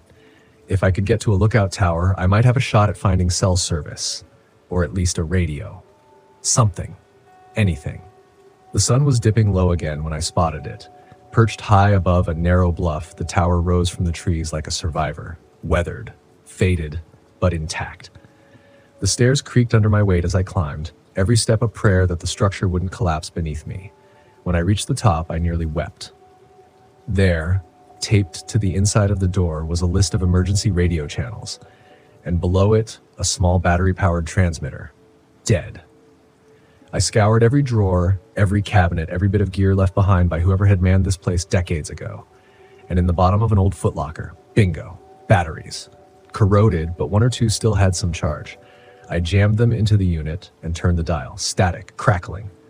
Then, if anyone can hear this, this is Ranger Outpost 92. We need immediate assistance. Repeat, lost hikers near Bull Elk Canyon. My voice was shaking when I leaned in. This is a civilian. I'm near Cooper's Run Lookout. I need help. My name is... I hesitated. What was my name? A strange blankness filled my mind. Not fear, not confusion, just absence. I dropped the mic and sat down hard on the wooden floor. The radio crackled again. Different voice this time. Older, clearer. Did you see yourself out there? The voice asked calmly. If you did, it's already inside. You understand? I froze. Don't answer. The voice continued. It listens. The transmission cut. I stood in silence, the air around me still and cold. In the corner of the lookout was a shattered mirror. Its edges were scorched. Someone had broken it violently and burned it afterward. But even in those fragments, I could still see pieces of myself. Smiling. Only in the reflection I was still holding the radio, still speaking. But I hadn't said a word. I backed away slowly. Careful. Deliberate. Then I kicked every shard of glass off the tower and watched them disappear into the woods below. If it wanted a way in, it wouldn't be through that anymore. Night was falling fast now, and I had a decision to make. Stay in the tower, exposed, but above the threat? Or keep moving, deeper into the woods, away from everything I knew, chasing whatever message that ranger had left for me? Neither choice felt safe. But the tower, at least here I could see. And for once, maybe that was enough. For now, I didn't sleep that night, even with the door bolted, the windows shut tight, and my pocket knife gripped white knuckle in one hand. I didn't close my eyes for more than a blink. I kept replaying that voice on the radio. If you saw yourself, it's already inside. That one line gutted every ounce of courage I had left, because I had seen myself. In the mirror, in the reflections in the van, in the water, and in that last sliver of glass. My reflection smiled while I stood frozen, I watched the forest for hours, eyes scanning every shadow, every ripple of wind in the trees. The stars above Montana are otherworldly. Millions of them, all sharp and cold and distant. It felt like they were watching too. Somewhere near midnight, the forest changed again. The air pressed in, not cold this time, but thick, like fog with weight. I couldn't see it, but I felt it. The kind of pressure you get deep underwater or standing at the edge of something ancient and unforgiving. Then the sound came. Not footsteps, not animals. Breathing. Slow. Deep, like lungs too big to belong to anything human. Right below the tower. I didn't move, didn't breathe. I pressed myself against the wall and waited. The breathing stopped. And then I heard it. A voice. My voice, drifting up from the forest floor. "Hey," it said casually. "You dropped something." I peered through the boards of the window. Below, at the base of the tower, stood a shape that looked exactly like me. Same clothes, same posture, same everything. Except for the eyes. Even in the dark, they gleamed. Not with light, with intent. The thing held up the page I had torn from my journal. The one with the scribbles. The one that read, "Not me," over and over again. It waved it slowly, mocking, and then it laughed. Just a soft, breathy chuckle. The kind you make when you realize someone finally understands the joke, and the joke is them. I turned from the window and slid down the wall, covering my ears. I didn't want to hear it. I didn't want to be it. I stayed curled there until the sun crested the horizon. When I finally stood and looked again, the thing was gone. The page too. But on the wooden landing outside the tower, scrawled in something red and tacky, were 3 words: "You made it." I left the lookout just after dawn. No more detours, no more exploring. I hiked fast, reckless. I didn't eat, didn't stop to drink. I pushed myself until my legs gave out, and I collapsed beside a logging road where I was finally found by a real search team. 2 days later, I was back in town. My van, still parked where I left it. No damage, no sign of forced entry. Except the mirror inside had been wiped clean. Not dusty like the rest of the van. Not cracked, just spotless. Like someone or something had used it. I sold the van a week later, packed a single duffel, and flew home. I've never gone back to Montana. Not because of the wildlife, not because of the terrain, but because I saw something out there. Something that wears you. And once you've seen it, once it sees you, it doesn't need to follow you. It's already in. And now, when I walk past windows late at night, when I catch a glimpse in a dark screen or a shopfront reflection, I flinch, because sometimes if I look long enough, I'm still standing still, but my reflection is smiling. Story 3. You ever notice how the woods can feel like they're watching you? Not just that eerie sense of being alone. No, I mean the way the silence bends. The way the air thickens when you take one wrong step off the trail. You're still you, but you're not alone anymore. You feel it. Deep. Like something ancient just woke up and realized you were there. That's how the Appalachian Mountains introduced themselves to me. I wasn't a first-time camper. I'd done my fair share of weekend getaways in the van. 27 years old, living out of my Volkswagen Westphalia part-time, free and wandering like everyone romanticizes online. But I wasn't naive. I knew about bears, steep drop-offs, dehydration. I wasn't stupid. What I wasn't prepared for was how quiet evil could be. It started as a trip to reconnect. That's how I justified it, anyway. My brother Matt had gone missing on the Appalachian Trail 6 years earlier. We were never super close, not after high school, but he was blood. No trace of him was ever found. Not his boots, not his gear, not even a note. It haunted my mom until the day she died. Haunted me too, even though I didn't want to admit it. So I set out to finish the hike he never came back from. Not all 2,000 miles, just a stretch in the Smokies where his last GPS ping came from. My plan was simple. Drive the VW van up through North Carolina, camp in the woods for a few days, retrace the old ranger reports, and maybe leave something behind for him. Closure, I guess. I wasn't really expecting anything. Or maybe I was. The first few days were quiet, almost too quiet. I parked near Klingman's Dome, where the sky rolls wide and the fog hugs every branch like it's afraid to let go.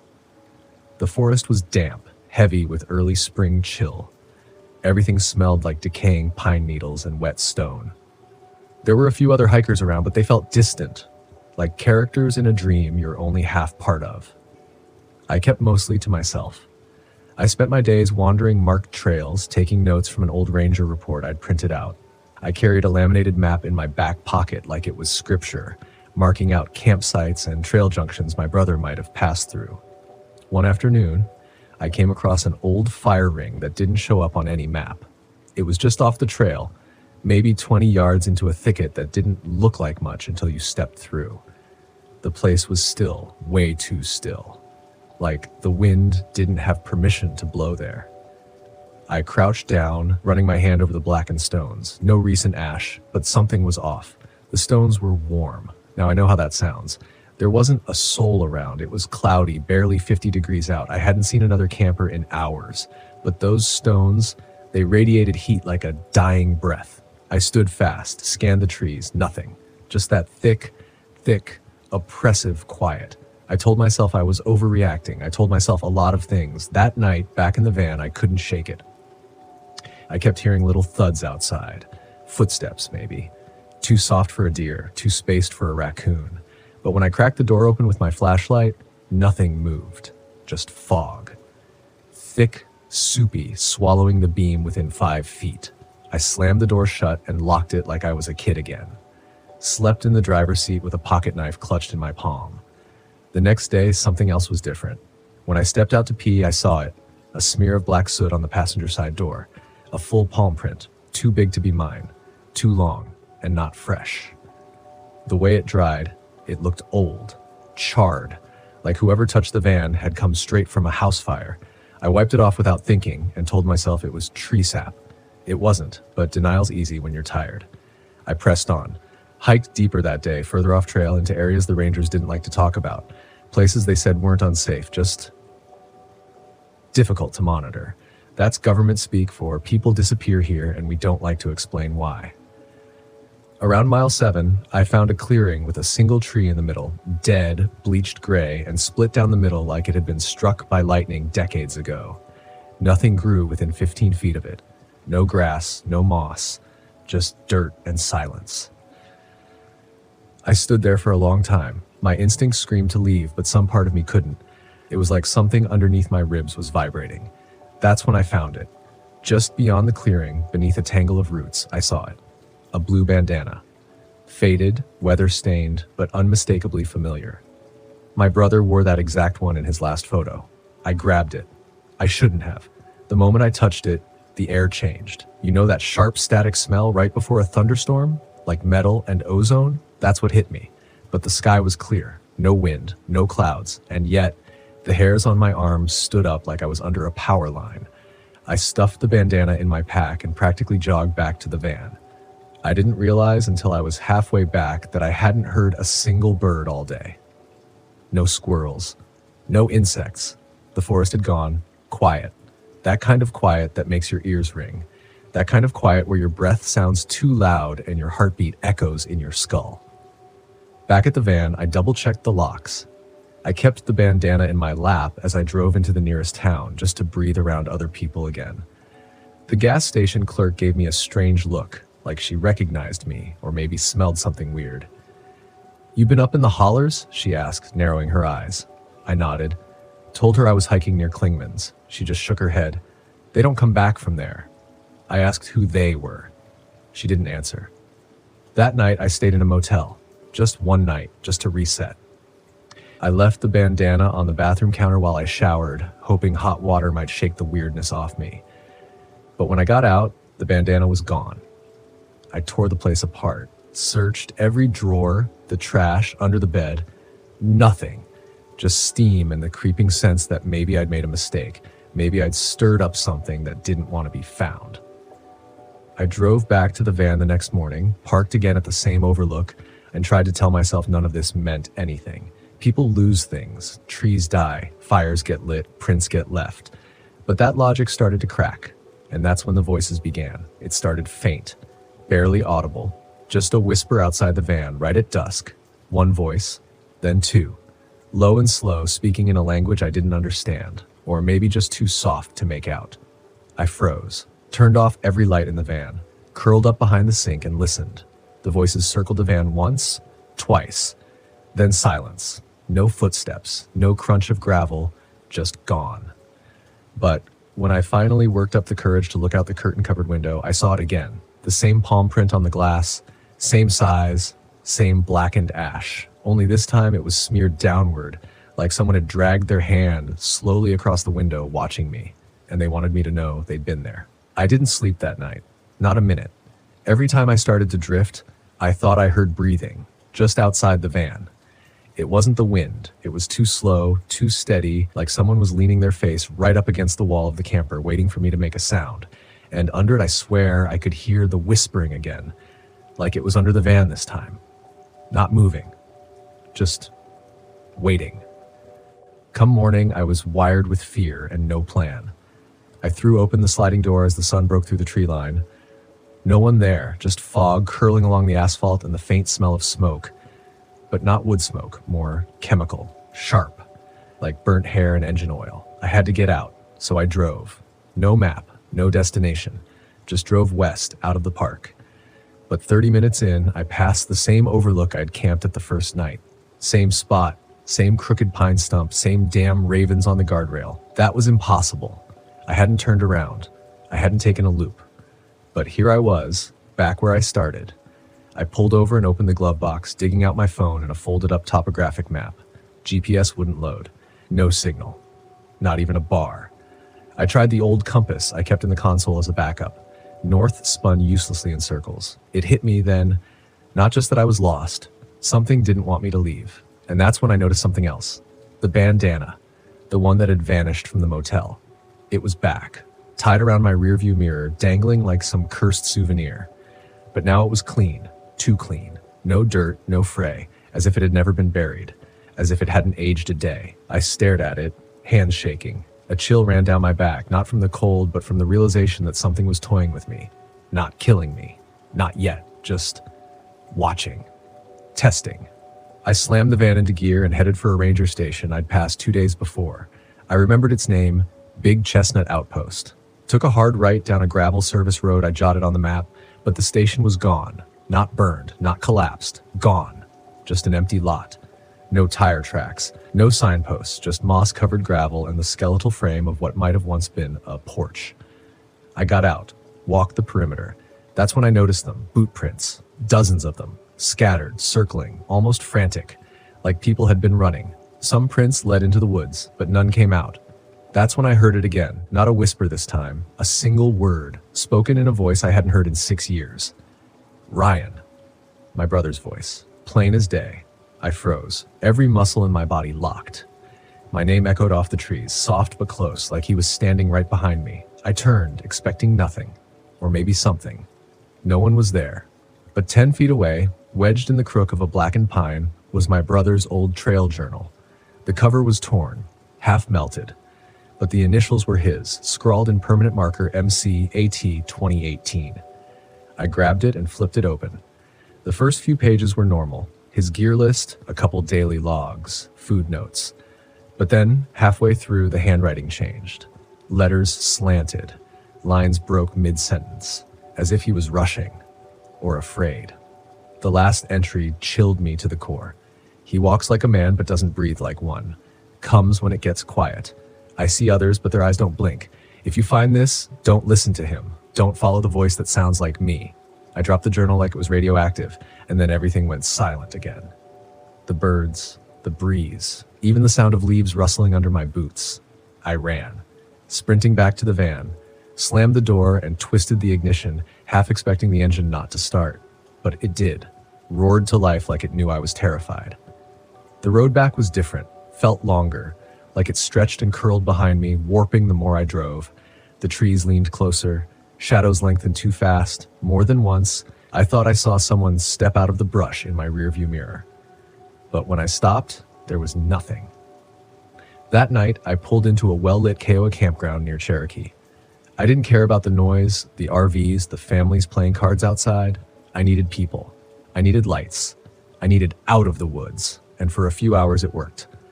I parked between two Class A's and tried to pretend I was just another tourist. But at 2:33 a.m., I woke up gasping. The van was ice cold, colder than it should have been in April. My breath curled in front of my face like smoke. The windows were fogged over from the inside. And the whispering was back, but this time it wasn't outside. It was inside the van. I shot up, flicked on my headlamp, and spun around, expecting God knows what, but there was no one there. Only fog, thick, swirling. And in it, just for a split second, I saw a face. Not my brother's. Something older, pale, cracked, like bark peeled from a tree. Black eyes, too deep for any human skull. A grin like a scar that never healed right. Then it vanished. The fog thinned, the temperature snapped back to normal, and the van was empty again. But that scarred grin burned into my memory like fire. I left at sunrise. No coffee, no breakfast, just the bitter taste of something I couldn't explain and didn't want to. I drove for hours, trying to get out of the mountains, but the deeper I went, the more wrong things started to feel, like the roads were turning behind me, like the GPS wasn't confused, it was being lied to. And that's when I realized something that made my blood run colder than it ever had before. Every person I passed on the road, hikers, gas station workers, even a couple standing outside their trailer, none of them blinked. Not once. Not even when they turned their heads to follow me. Like puppets. Hollow. Watching. I made it to a diner on the edge of the park just before dark, one of those highway places with trucker coffee and burnt pie. It was real. Or felt real. The waitress blinked. Her hands shook when I asked about disappearances in the area. "You're not the first to come asking," she said. I asked who else had. She hesitated, then glanced over her shoulder like someone was listening. "Some folks say this place don't run on normal time," she whispered. "Not all the land here is ours. Some spots belong to older things, spirits maybe, or worse." I asked her about the thing I saw. The face. She paled. "They say it takes the voice of someone you miss," she said. "Uses it like bait. If you hear it once, you're marked." Marked. That word lodged in me like a thorn. I hadn't told her what I heard, but somehow she knew. I didn't finish my food, didn't pay. I just walked out, sat in my van, and stared at the woods beyond the lot. Something was in there, and it had my brother's voice. I don't remember pulling back onto the road. I just remember the silence in my chest. That kind that comes after the panic settles, when you've run out of adrenaline but not fear. It's a colder feeling. Sharper, like the body realizes it's on its own. The van rolled forward, headlights cutting across the trees, and I swear the shadows leaned with me. I wasn't even sure where I was heading anymore. All I knew was I couldn't stay still. I couldn't stop. That waitress's words echoed, "If you hear it once, you're marked." And I had. I'd heard my brother's voice. I'd seen a face I couldn't explain. I'd read a journal that should have been ash years ago. And the more I tried to convince myself I was just grieving, just tired, the more the world around me bent in ways that logic couldn't straighten. But I still didn't turn around. That's the worst part. Even with everything, some part of me wanted to keep going. Not because I was brave, but because the voice sounded so real. So alive. And if there was even the smallest chance that Mark was still out there, that's the thing about grief. It doesn't just weigh you down, it drives you. Off cliffs, into caves, back to places you swore you'd never go again. And for me, it drove me straight into the dark heart of the Appalachians. I found myself on a narrow road that didn't exist on the map. No signage, just a rusty gate left hanging open, like someone wanted it to feel like a mistake, but it wasn't. There were fresh tire tracks on the dirt, and I followed them. About 5 miles in, the trees parted to reveal a clearing. And in the middle sat a rotted-out ranger station. Not a real one, not the kind built by the government. This was older, hand-built. Logs stacked with care, dark with age. Roof caved in, windows empty. But there was a light inside, a single flickering oil lamp, glowing orange like a dying ember. I parked the van and stepped out, breath catching in the cold. The air smelled of wet leaves and something else, something coppery, faint but sharp, like blood in snow. I should have left. God, I should have left, but my legs moved forward, one step, then another. The door creaked open on its own. Inside, the floor was warped and damp, but the walls, every inch of them, were covered in carvings. Names, hundreds of them, etched deep, some I recognized. Mark's was there, so was Lily Harper, the missing girl from that flyer I saw, and dozens more. Most first names only, some with years next to them, some with nothing. And then I saw mine. Fresh. Still dripping with sap like it had just been carved. That's when I heard the second voice. This one wasn't Mark. This one was mine, coming from the back room, not a recording, not a trick of sound, my exact voice, repeating the same thing over and over. Don't go in, don't go in, don't go in. But I did. The back room was smaller, darker. The lamplight didn't reach far, but in the far corner was a mirror, old, cracked, covered in dust. And in it, I saw myself, standing still. But the reflection moved.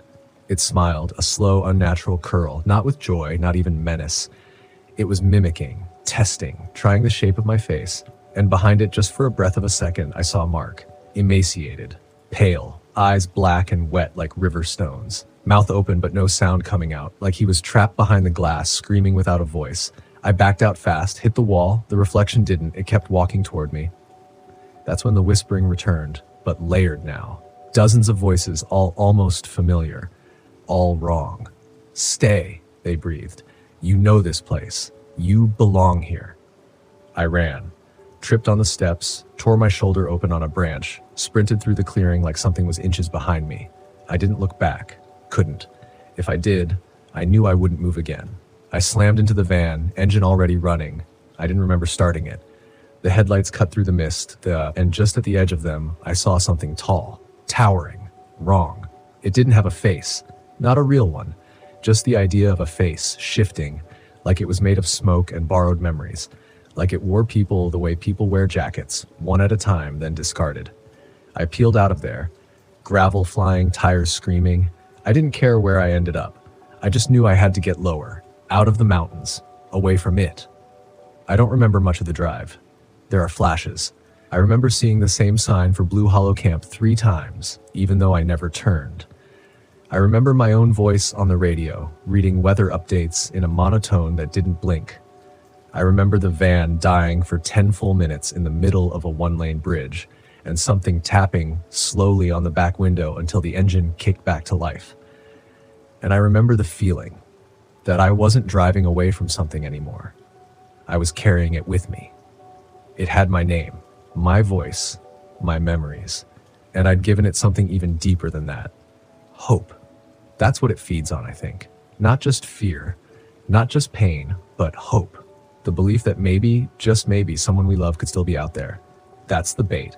And the hook is what it shows you when you take a step too far. I finally got out of the park sometime before dawn, rolled into a Walmart parking lot and sat there for an hour.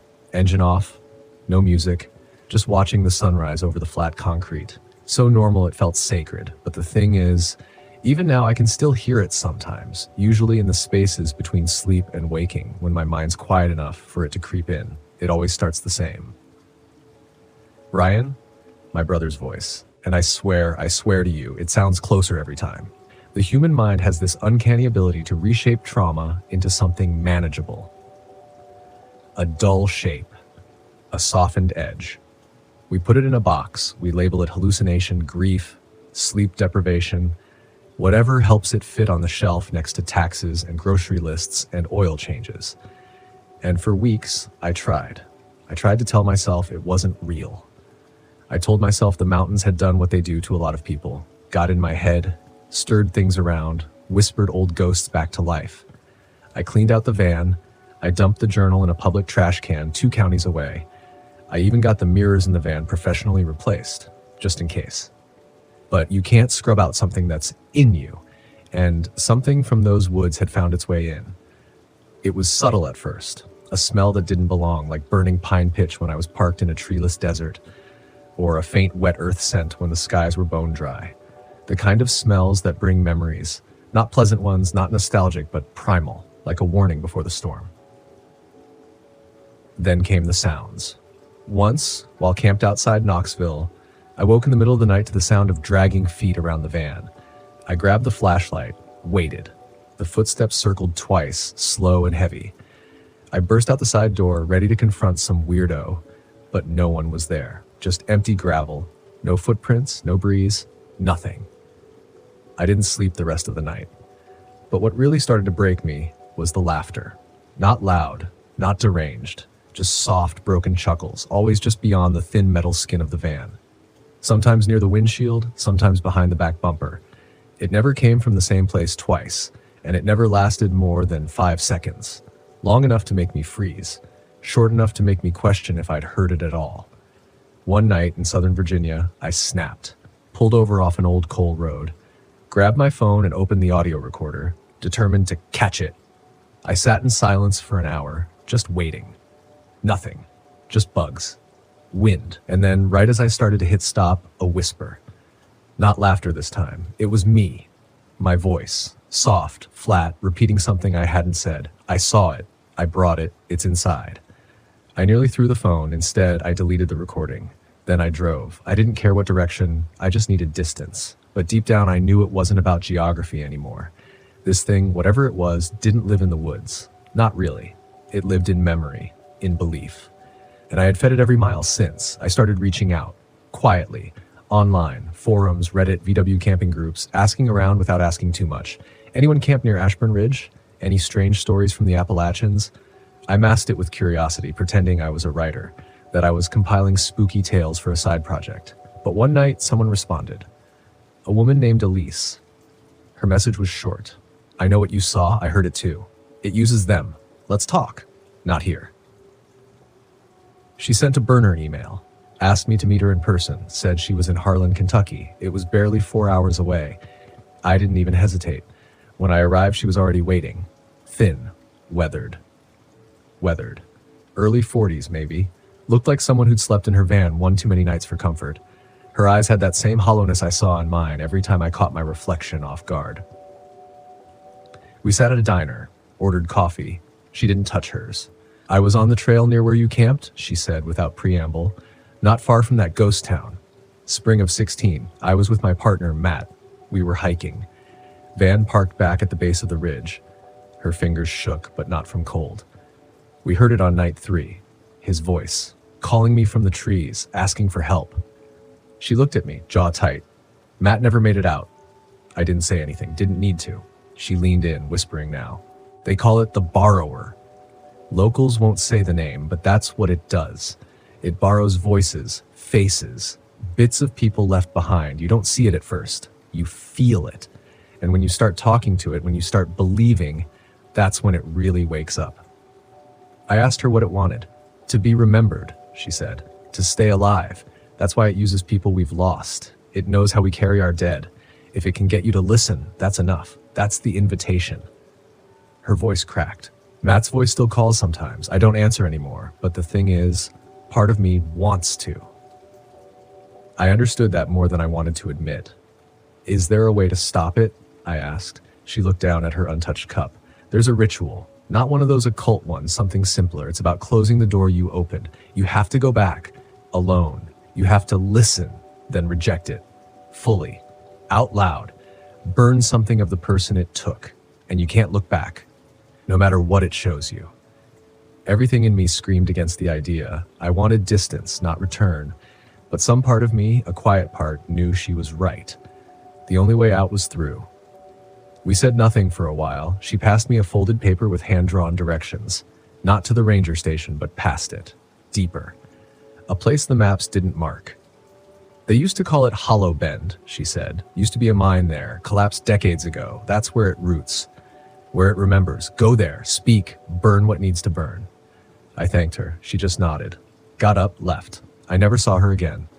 2 nights later, I was back in the van, back in the Appalachians. The wind sounded different that time, less like wind, more like breath. And as I neared the ridge, the forest didn't feel like trees anymore. It felt like walls. I didn't park in the same place as last time. I couldn't.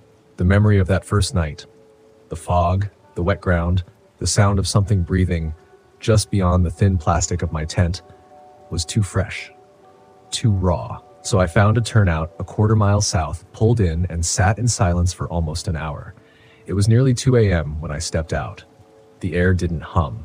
It pulsed, like the entire forest was alive with its own slow heartbeat. My boots sank slightly into the mud as I started up the unmarked trail Elise had drawn for me. No signs, no cairns, just instinct, and a growing sense that I was heading toward the eye of something very old and very patient. I carried 3 things in my pack: a flare, my flashlight, and a photograph.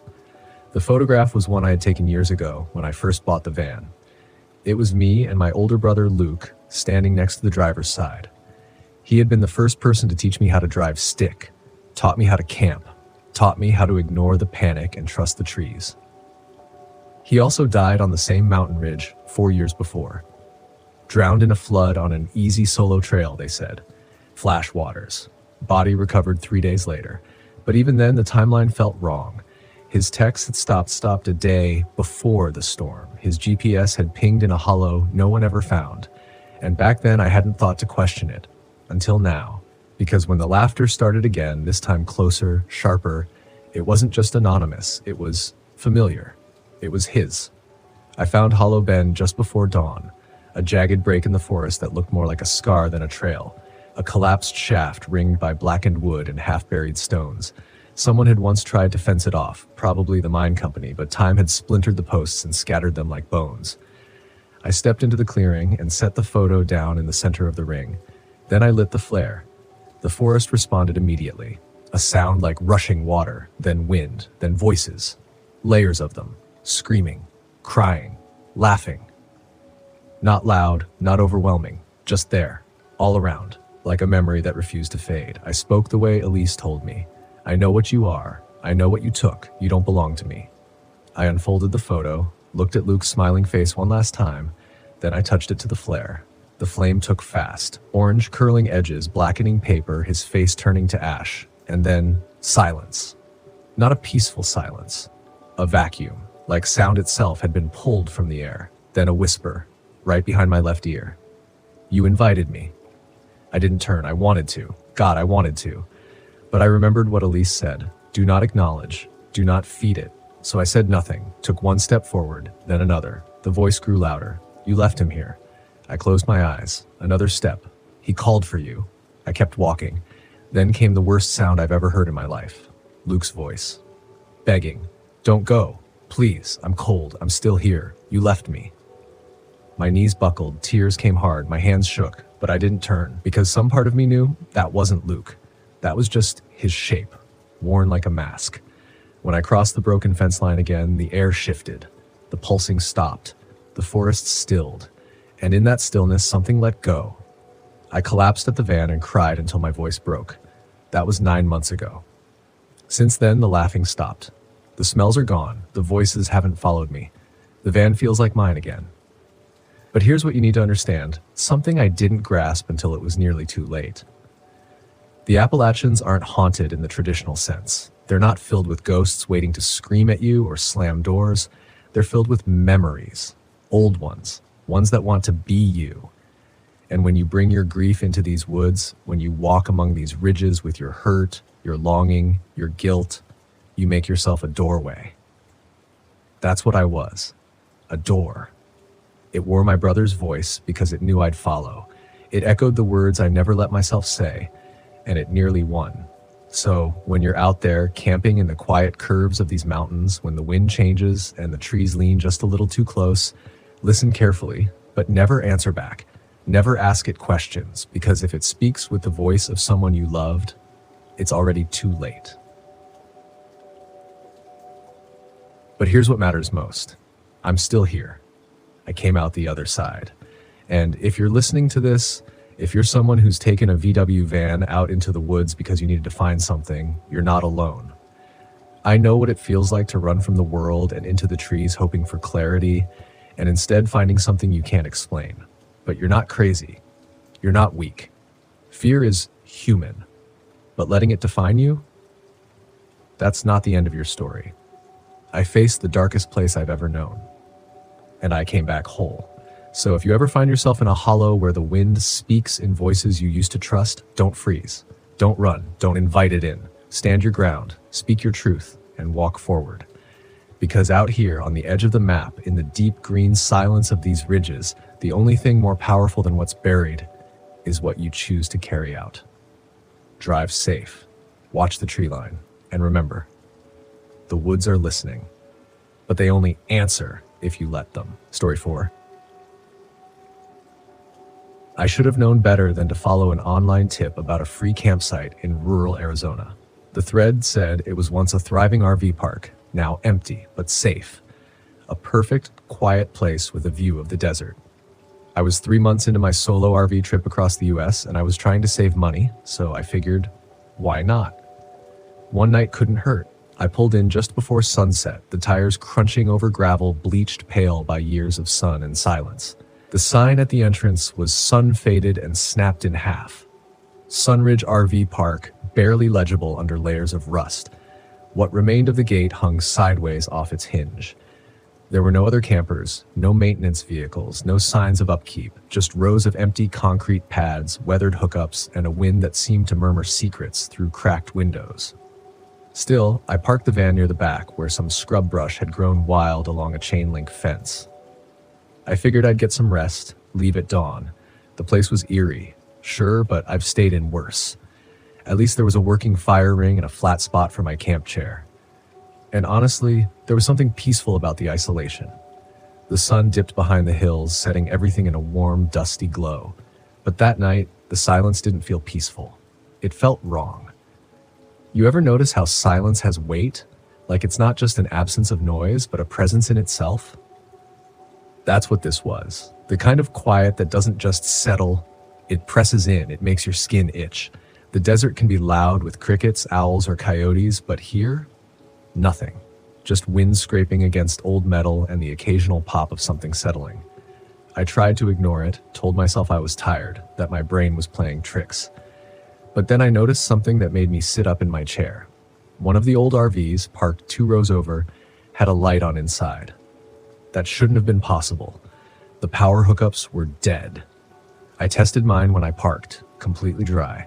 But there it was, a soft orange glow flickering behind a curtain in a unit that looked like it hadn't moved in a decade. The tires were flat, the siding curled like old paint. And yet, light. I told myself, someone else must be camping here. Maybe a drifter or off-grid traveler. I shouted out, "Hey there!" But the sound seemed to get swallowed up. No echo, no response, just that flickering glow. I decided to walk over. I don't know why. I think part of me didn't want to sleep until I made sense of it. I grabbed my flashlight and walked carefully between cracked concrete pads, broken glass crunching underfoot. As I got closer, I could see movement through the curtain. Shadows. Not like someone walking around, more like someone swaying.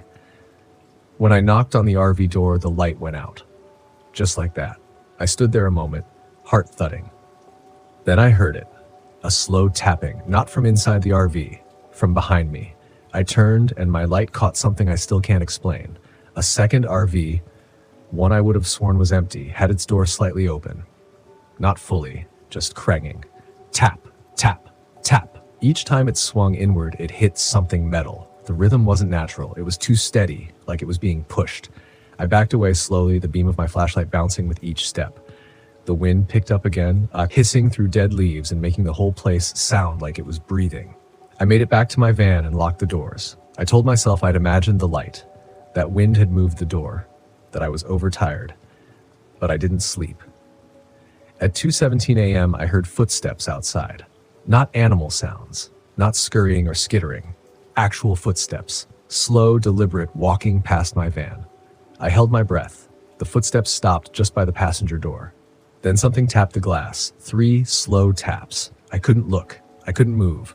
My body froze, adrenaline pounding. I stayed that way until the sound faded and I heard the footsteps walk off.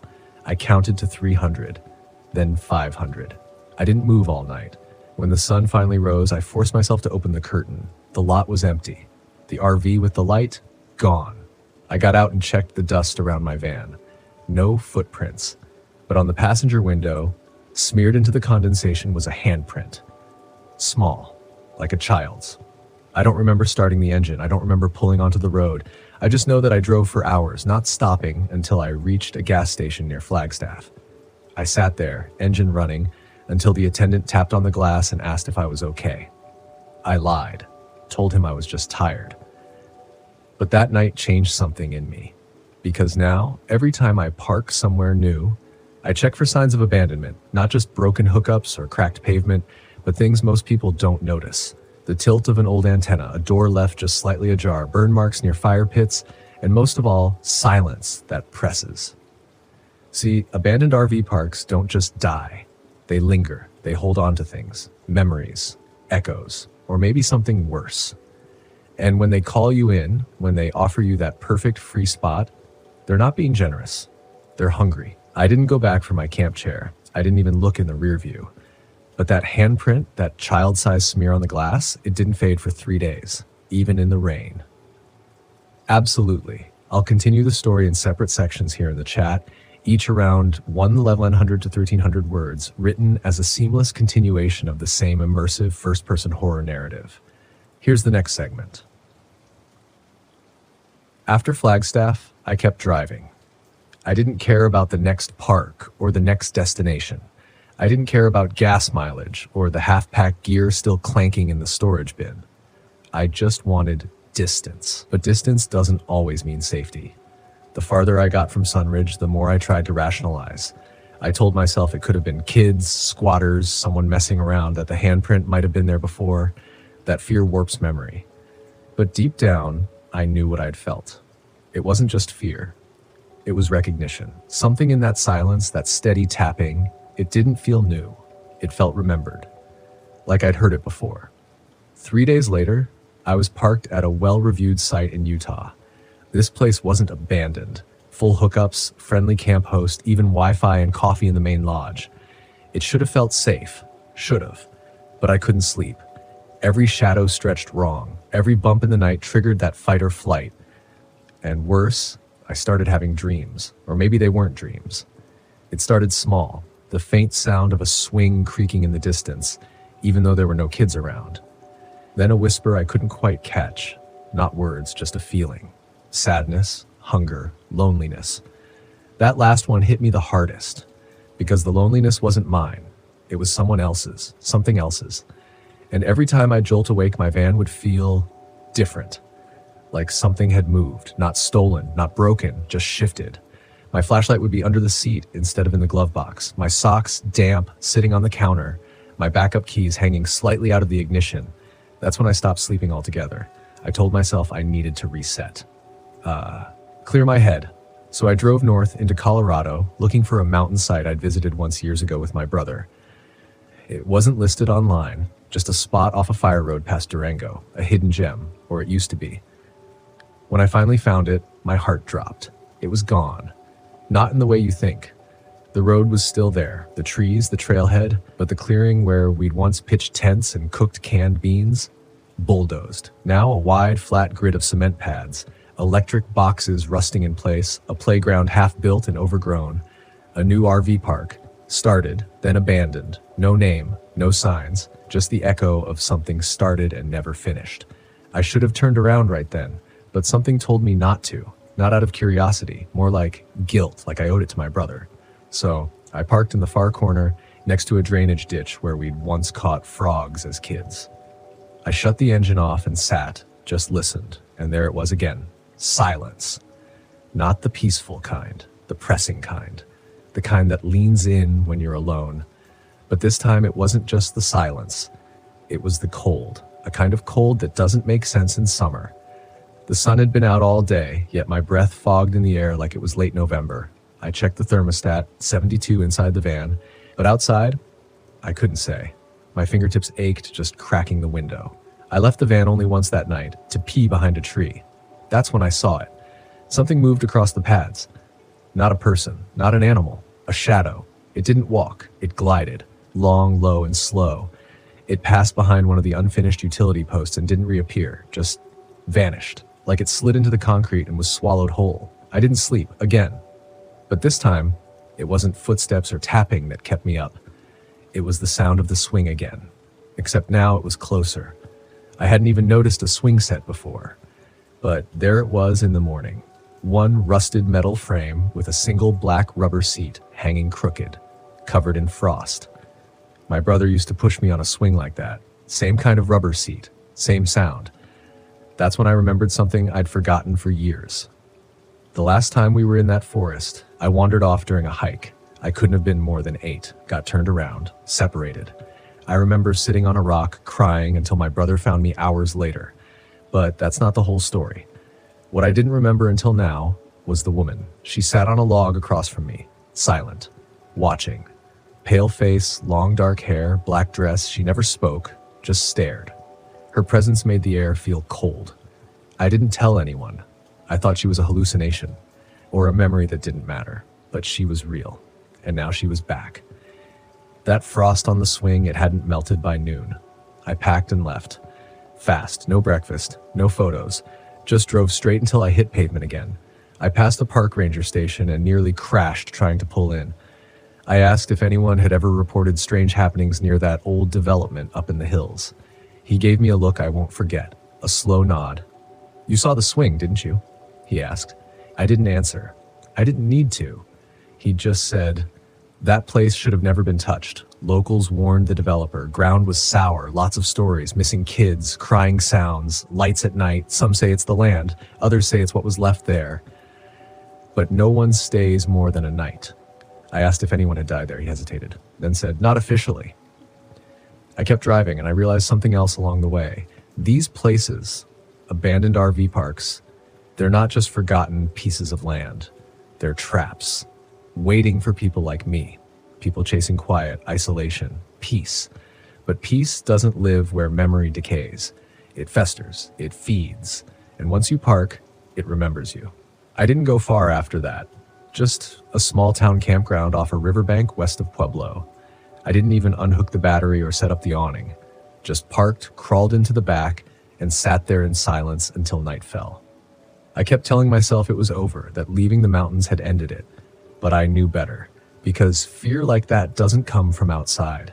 It finds something inside you first, and I'd given it everything it needed. That night I dreamt of the woman again, only this time it wasn't from childhood. She was standing right outside my van window, staring in, her face pale as chalk, but her eyes, God, her eyes looked swollen with tears. Not fresh ones, old ones. The kind you've been holding back for years. She didn't speak. She didn't move. Just stared. I woke up with a jolt, my heart pounding like I'd been sprinting. I reached for my phone to check the time, 3:11 a.m., and that's when I noticed the window. It was open, just a crack. I never leave the windows open at night, not in town, not in the wild. It's automatic, habitual. I stared at the opening for what felt like an hour, waiting for something to reach in. Nothing did. But when I closed it, I realized something was missing. My keychain. Little silver compass. It was always clipped on the curtain rail above the stove. It was gone. I searched everywhere, every drawer, under every seat. Nothing. Then I checked outside and found it, sitting upright on the picnic table, facing the river. That's when the dam broke. I didn't scream, I didn't cry. I just sat on the cold metal bench and held that keychain in my hand, trying to figure out how it got there, trying to convince myself I left it, that I dropped it, that I was tired or distracted or slipping. But I wasn't. I was just being watched, not in the way you notice someone in a crowd, in the way prey senses the predator's breath before it feels the teeth. That campground was full, every slot booked, but I felt more alone there than I had in the mountains. The laughter of kids in nearby campers didn't reach me. The smell of propane grills and morning coffee barely registered. All I could think about was that woman, not just who she was, but why she was following me. I spent the next day driving in loops through the back roads, hoping movement would keep the fear from settling too deep. I didn't want to admit it, but I felt haunted. Not just by her, by every decision that had led me here. There's a loneliness that comes with RV living no one talks about. Sure, they show you the sunsets, the cozy fires, the open roads, but not the long stretches where you don't speak to anyone for days, where silence becomes a language you start to understand, and sometimes it talks back. I thought about quitting, selling the van, moving home, getting a job at some desk where nothing ever changes, but something in me refused. Not pride, not stubbornness. It was fear of returning, of going backward. So instead of running from it, I decided to face it. To go back to the place where it started. Sunridge. I don't know why. Maybe it was the only way to break whatever this was. Maybe I needed to know if it was real, or if I was losing my mind in the endless echo chamber of the road.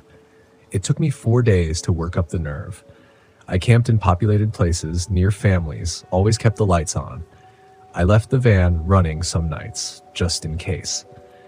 But when I arrived at the turnoff to Sunridge, everything inside me went cold again.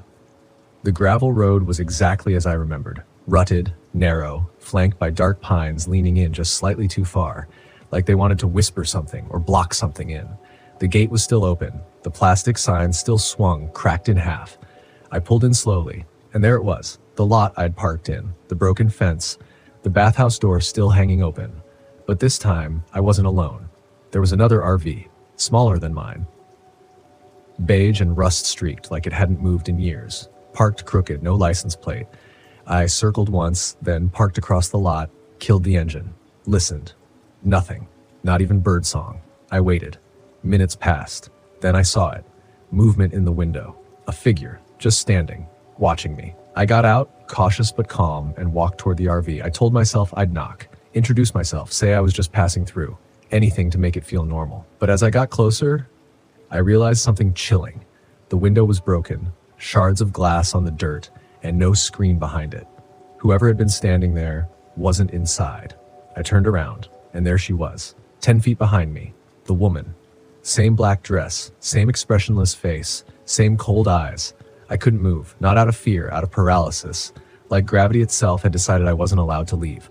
She didn't speak, didn't blink, just lifted one hand and pointed behind me, back toward my van. I turned slowly, every muscle locked in tension, and saw the door, wide open, even though I knew I had locked it. The inside light was on, and someone was standing inside. I took a step back, but the air behind me felt like ice pressing against my spine. I didn't dare turn around. I couldn't look at her again. I just focused on my van, on the shape inside it. The silhouette was human, still, just standing there as if inspecting something. Like it had all the time in the world. I moved closer. The figure didn't react. The light cast shadows across the cabinets, and for a moment I hoped it was a trick of the light. That the movement I'd seen earlier had all been in my head. That maybe someone was parked nearby and wandered too close. That this was all some elaborate accident of coincidence and nerves. But then it shifted, turned its head toward me, and I saw its face. It wasn't the woman. It wasn't anyone I recognized, but it also wasn't alive. Its skin looked gray, stretched too tight. The eyes weren't cloudy, they were empty. Not blind, not glazed, just hollow. Like there was nothing behind them at all. I don't know how long I stood there staring, maybe seconds, maybe longer. Then the figure stepped backward into the shadows and was gone.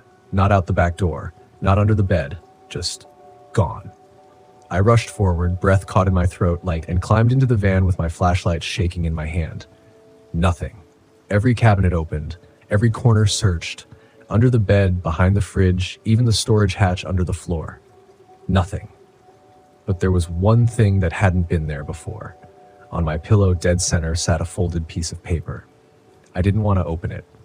I knew whatever was inside would change things, like I'd crossed some line, and this was the moment it all became real. But I unfolded it anyway.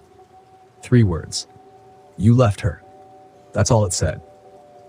My hands trembled, my vision tunneled. I couldn't breathe, not from panic, from recognition, because deep down I knew exactly what it meant. When I was 12, my younger sister drowned in a lake near our grandfather's property in Idaho. We were camping for the summer. The lake was shallow, calm. Our parents were inside making dinner. I was supposed to be watching her, but I wasn't. I'd gone to skip rocks. Just for a minute. By the time I turned around, she was gone. No splashing, no scream, just gone. Her body was found the next morning, face down in the reeds. I never forgave myself, never talked about it again, never visited that lake until a year ago, right before I started this trip. I went back for the first time, parked my van at the old lot beside the water, and just sat there all night. I never told anyone, but now somehow, something new. Something wanted me to remember, to relive it, and to suffer for it. That night, I drove without direction. I didn't stop, didn't eat, didn't even think. I just drove until the sun rose behind me and I was far from that cursed place. But you can't outrun memory, and you can't escape a truth that wants to be seen. The next 2 days were a blur. Small towns, gas station coffee, rest stops. I kept to daylight, slept with the engine running.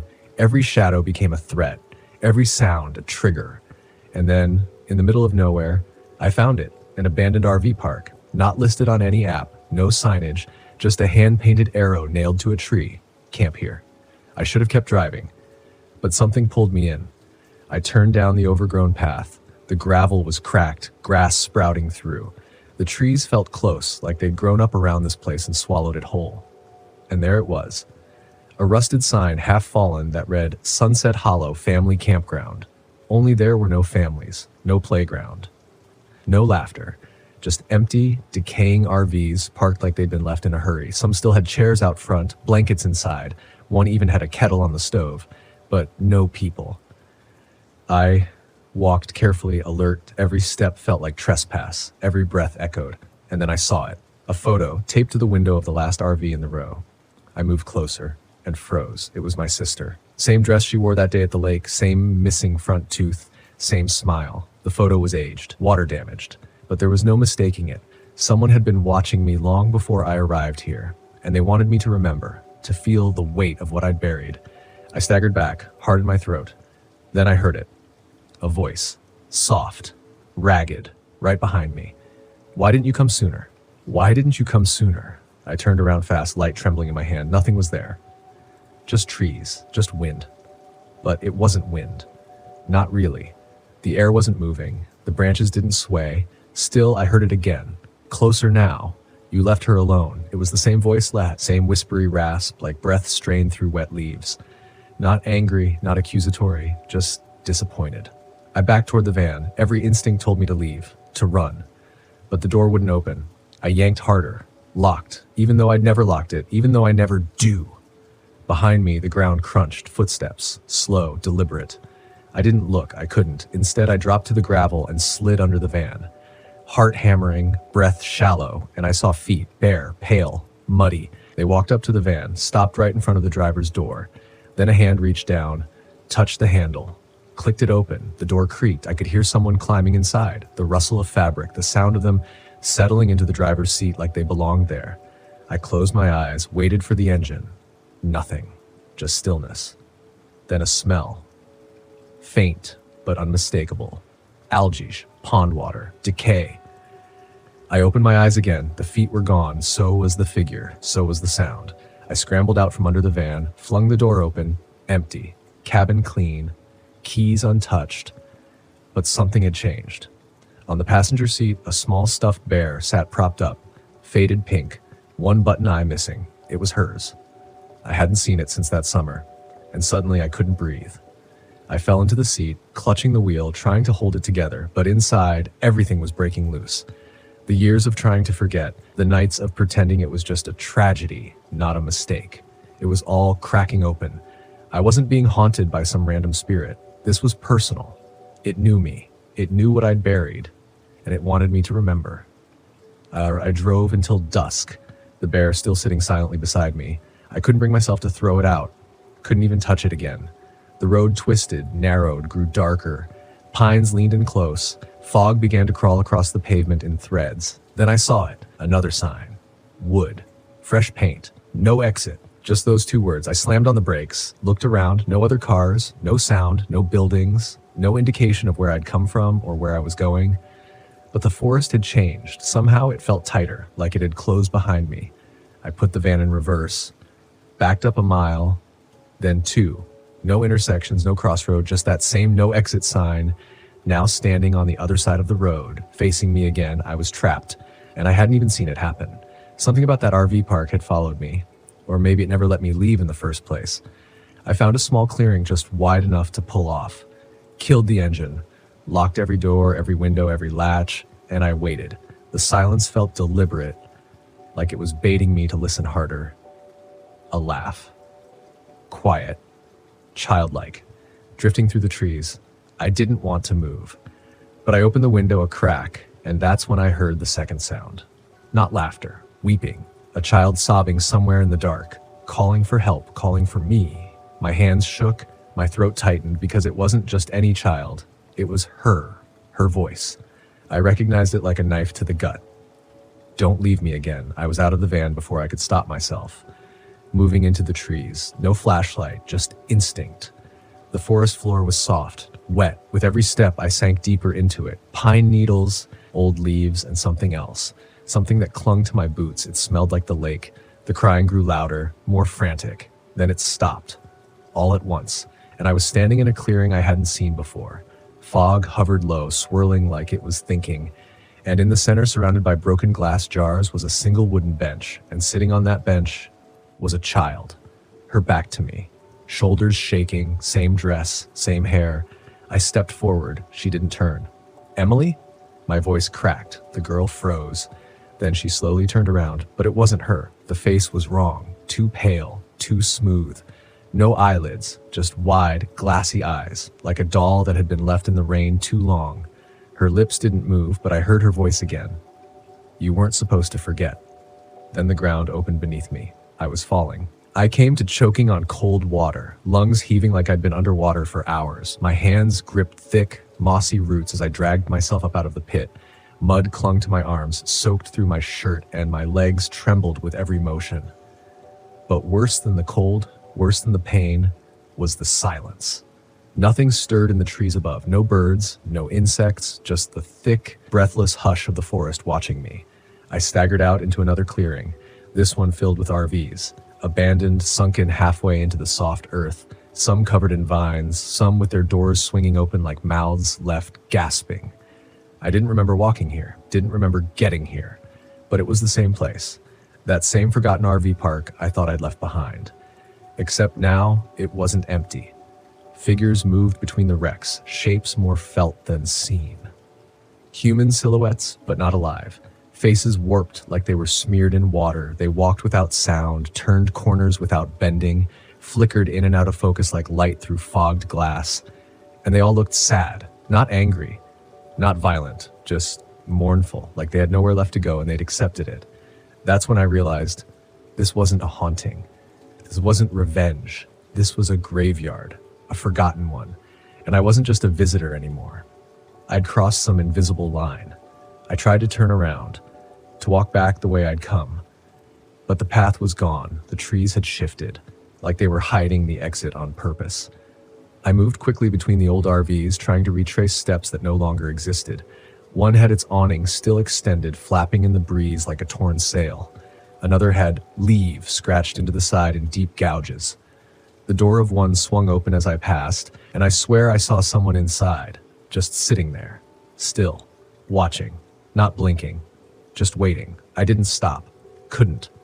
My hands burned from grabbing tree limbs and scraping past rusted metal. My chest felt like it was being crushed from the inside. It wasn't just panic anymore. It was something else, something deeper, like guilt made physical. Because deep down I knew this place hadn't pulled me in randomly. It had chosen me, and I knew why. I'd buried it too long, buried her. And in doing so, I'd buried part of myself too.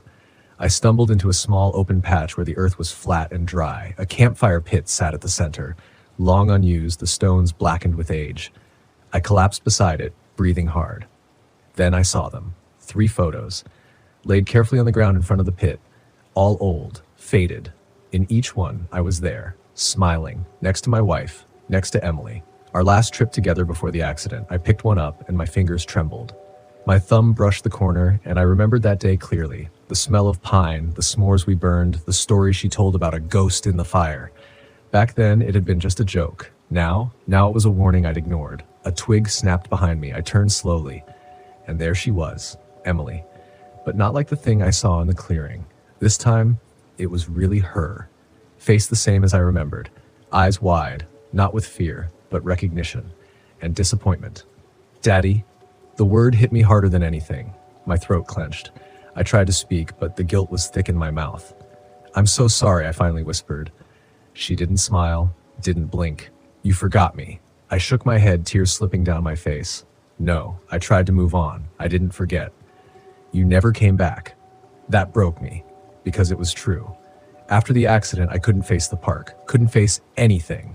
I'd sold the trailer, stopped traveling, tried to bury every piece of her, photos, toys, even her voice. I ran from my grief like it was something shameful, and now it had chased me here. "Are you gone?" I asked, voice cracking. She tilted her head. "Not all the way, not yet." I reached out, but she stepped back. "You have to tell the truth," she said. "You have to remember what really happened." I felt the ground shift beneath me again. Not physically, but something inside. Memories I'd blocked. Details I'd twisted to protect myself. She hadn't wandered off like I'd told everyone. She hadn't been unsupervised. I'd left her, just for a minute, to get firewood, to take a call. I didn't remember exactly why, but I'd chosen to turn away.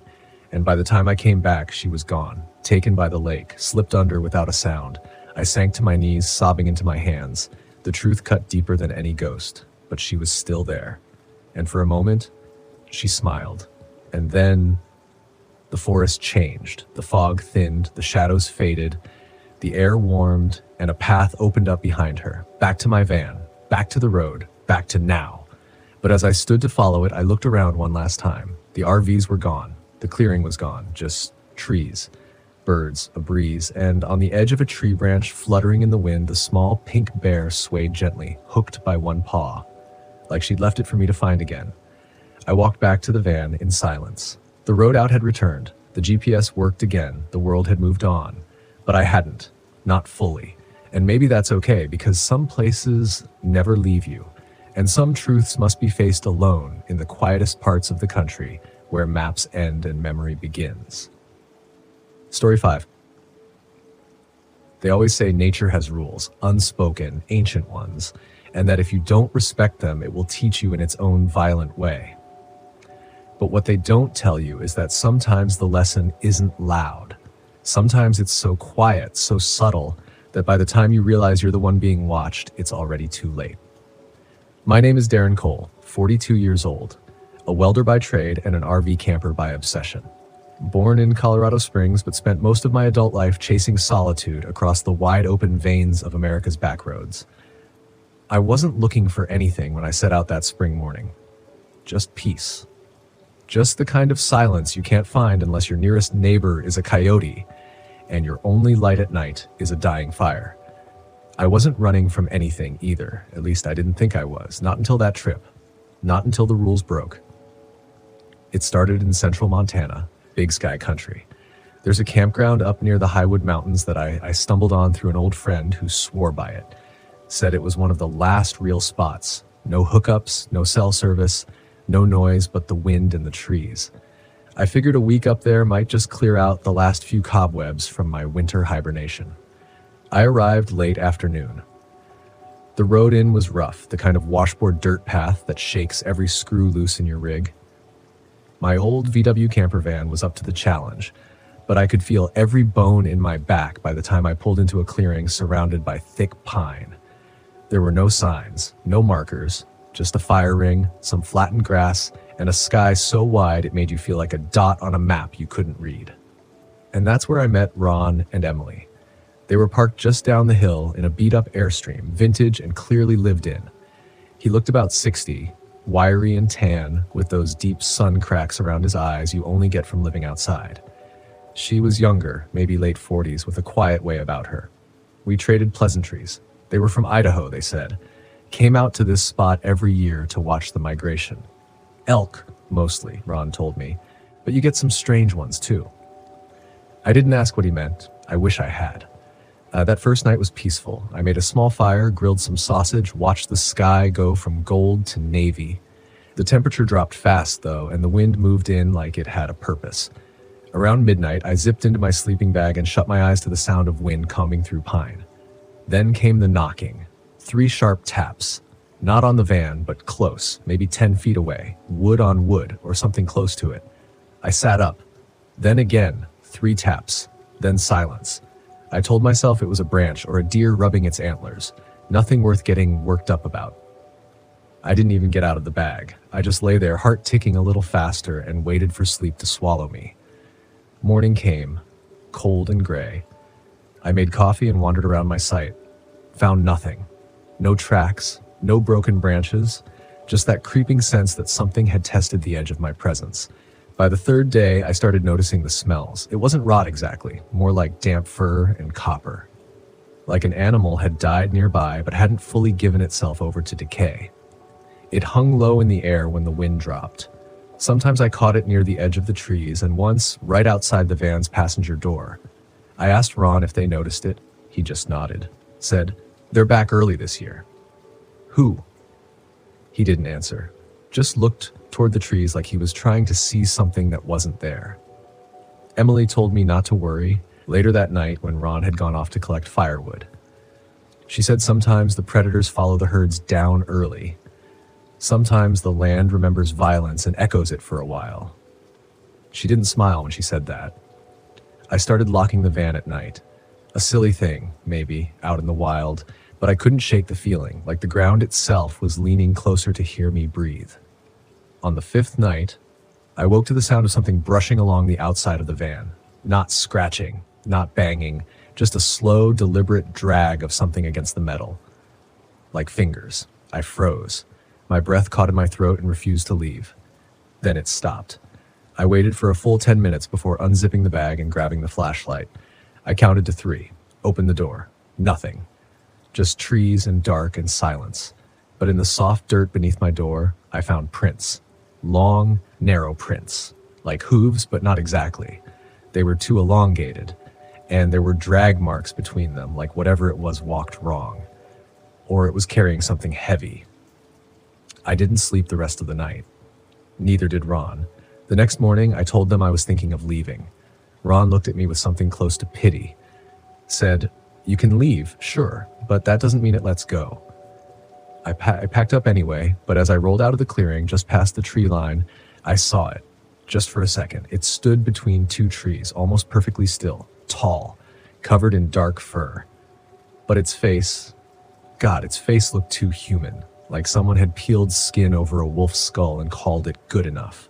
Its eyes followed the van, just watched. No aggression, no fear. I didn't stop, I didn't look back. I drove for 6 hours straight, didn't even stop to eat. By the time I hit the outskirts of Great Falls, I felt like I'd been underwater all week. But that smell followed me.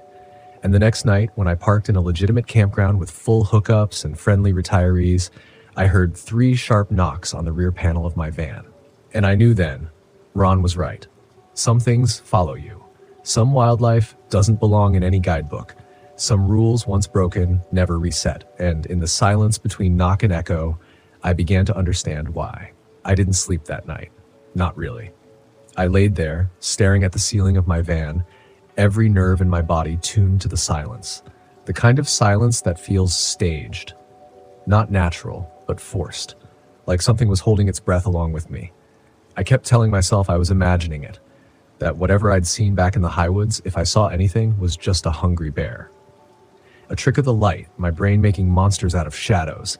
But that smell of wet fur and old blood had no imagination. It was real. It was on my jacket, in my sheets. I could taste it on the back of my tongue when I inhaled. I tried to brush it off. In the morning, I even forced small talk with a retired couple from Indiana parked next to me. They were kind, talked about grandkids and garden tomatoes and how much they loved the freedom of the road. I smiled, I nodded, but I couldn't get my hands to stop shaking when I poured my coffee. The campground had all the comforts I should have wanted. Running water, flush toilets, even a little general store with propane and ice cream sandwiches. I should have felt safe, but I didn't. I felt watched. Every time I turned, I half expected to see something tall and silent standing just beyond the edge of my vision. By late afternoon, I couldn't take it anymore. I packed up and left. No goodbyes. Just a nervous wave through the window as I rolled out, headed southeast, trying to outrun the thing I wouldn't admit I believed in. I drove for hours, through Billings, past the Custer National Forest, and all the way into the Badlands of North Dakota. It was stupid, reckless even. I didn't have a plan, no reservation, no real reason to keep moving, except the growing conviction that staying still would invite something I didn't want to face. I ended up in a primitive campsite just off a gravel service road, not far from Theodore Roosevelt National Park. There were a few other rigs there, spaced out wide, each tucked into its own little cut of land. It was late, but not dark yet. The sun was still bleeding out over the jagged horizon, and the air was dry and heavy with the scent of sagebrush. It felt better. Not safe, but distant. Detached from whatever had been pressing in on me back in Montana. I set up, made a quick meal, and let myself believe for just a little while that maybe it was over. Maybe I'd imagined the whole thing. That night, the air stayed warm. I left the van's rear window cracked and dozed off, listening to the soft hum of the wind playing with the brittle grass, and then the scratching began.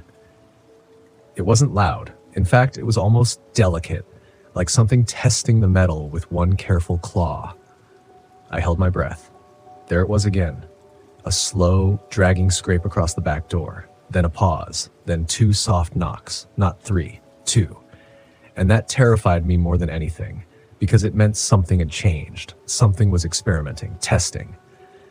I grabbed the flashlight and the knife I kept wedged between the cushions. I didn't open the door this time. I sat there unmoving, staring at the exit like a trapped animal. And then, laughter. High-pitched, distant, somewhere out in the dark. At first, I thought it might be another camper, maybe a group of kids fooling around, but the sound was wrong, too shrill, too sharp, like someone trying to mimic the sound of laughter without understanding what joy is. It was laughter without soul, and it wasn't alone. A second voice joined it, then a third, all different pitches, but all wrong in the same way. Too perfect, like a recording played back at the wrong speed. The sound moved through the night like fog, circling, drawing closer, then vanishing again. And underneath it all was the smell, that same damp coppery musk that clung to my gear days ago, that smell that seemed to sink into everything it touched. It slid in under the cracked window like smoke, wrapped around me, soaked my lungs. I snapped the window shut. I didn't sleep at all. When the sun finally rose, I stepped out into the light and scanned the van. No scratches, no prints, no sign of anything. But every piece of gear I had set outside overnight, my folding chair, water jug, my firewood, was gone. Not stolen, just gone, like it had never been there at all. I stood there, blinking into the morning sun, unsure whether I should scream or laugh or just get the hell out of there. Nothing made sense. My water jug was too heavy to carry far. It couldn't have rolled off. There was no incline. And even if animals had dragged something, why would they take the chair? The firewood? Why everything? The tracks around my van were wrong too. At first I thought there were none, but when I looked closer, the dust had been disturbed, just not the way you'd expect from a raccoon or a coyote. The ground was swept clean in a perfect half circle around my van. Not scattered, not chaotic. Swept, like someone had used a branch to erase their presence. Or someone, or something, was trying to make it look like nothing had happened. I got back in the van and slammed the lock down with more force than I meant to. That whole day, I drove without stopping. Didn't eat, didn't pee, didn't speak. The world outside the windshield became a blur of gray, like the Badlands had stripped the color from everything. And all I could think about was that sound. Those 2 soft knocks. The laughter that followed. By the time I crossed into South Dakota, my hands were cramping from how hard I was gripping the wheel. I ended up pulling into a little BLM campground just outside of the Black Hills. It was one of those pull-through loops surrounded by dense pine and silence so thick it made your ears ring. No hookups, no ranger station, just an old, faded sign at the entrance and maybe 2 other campers scattered far away enough to pretend they didn't exist. I parked near a stream, cracked the windows again just a little, and forced myself to eat something cold out of the fridge.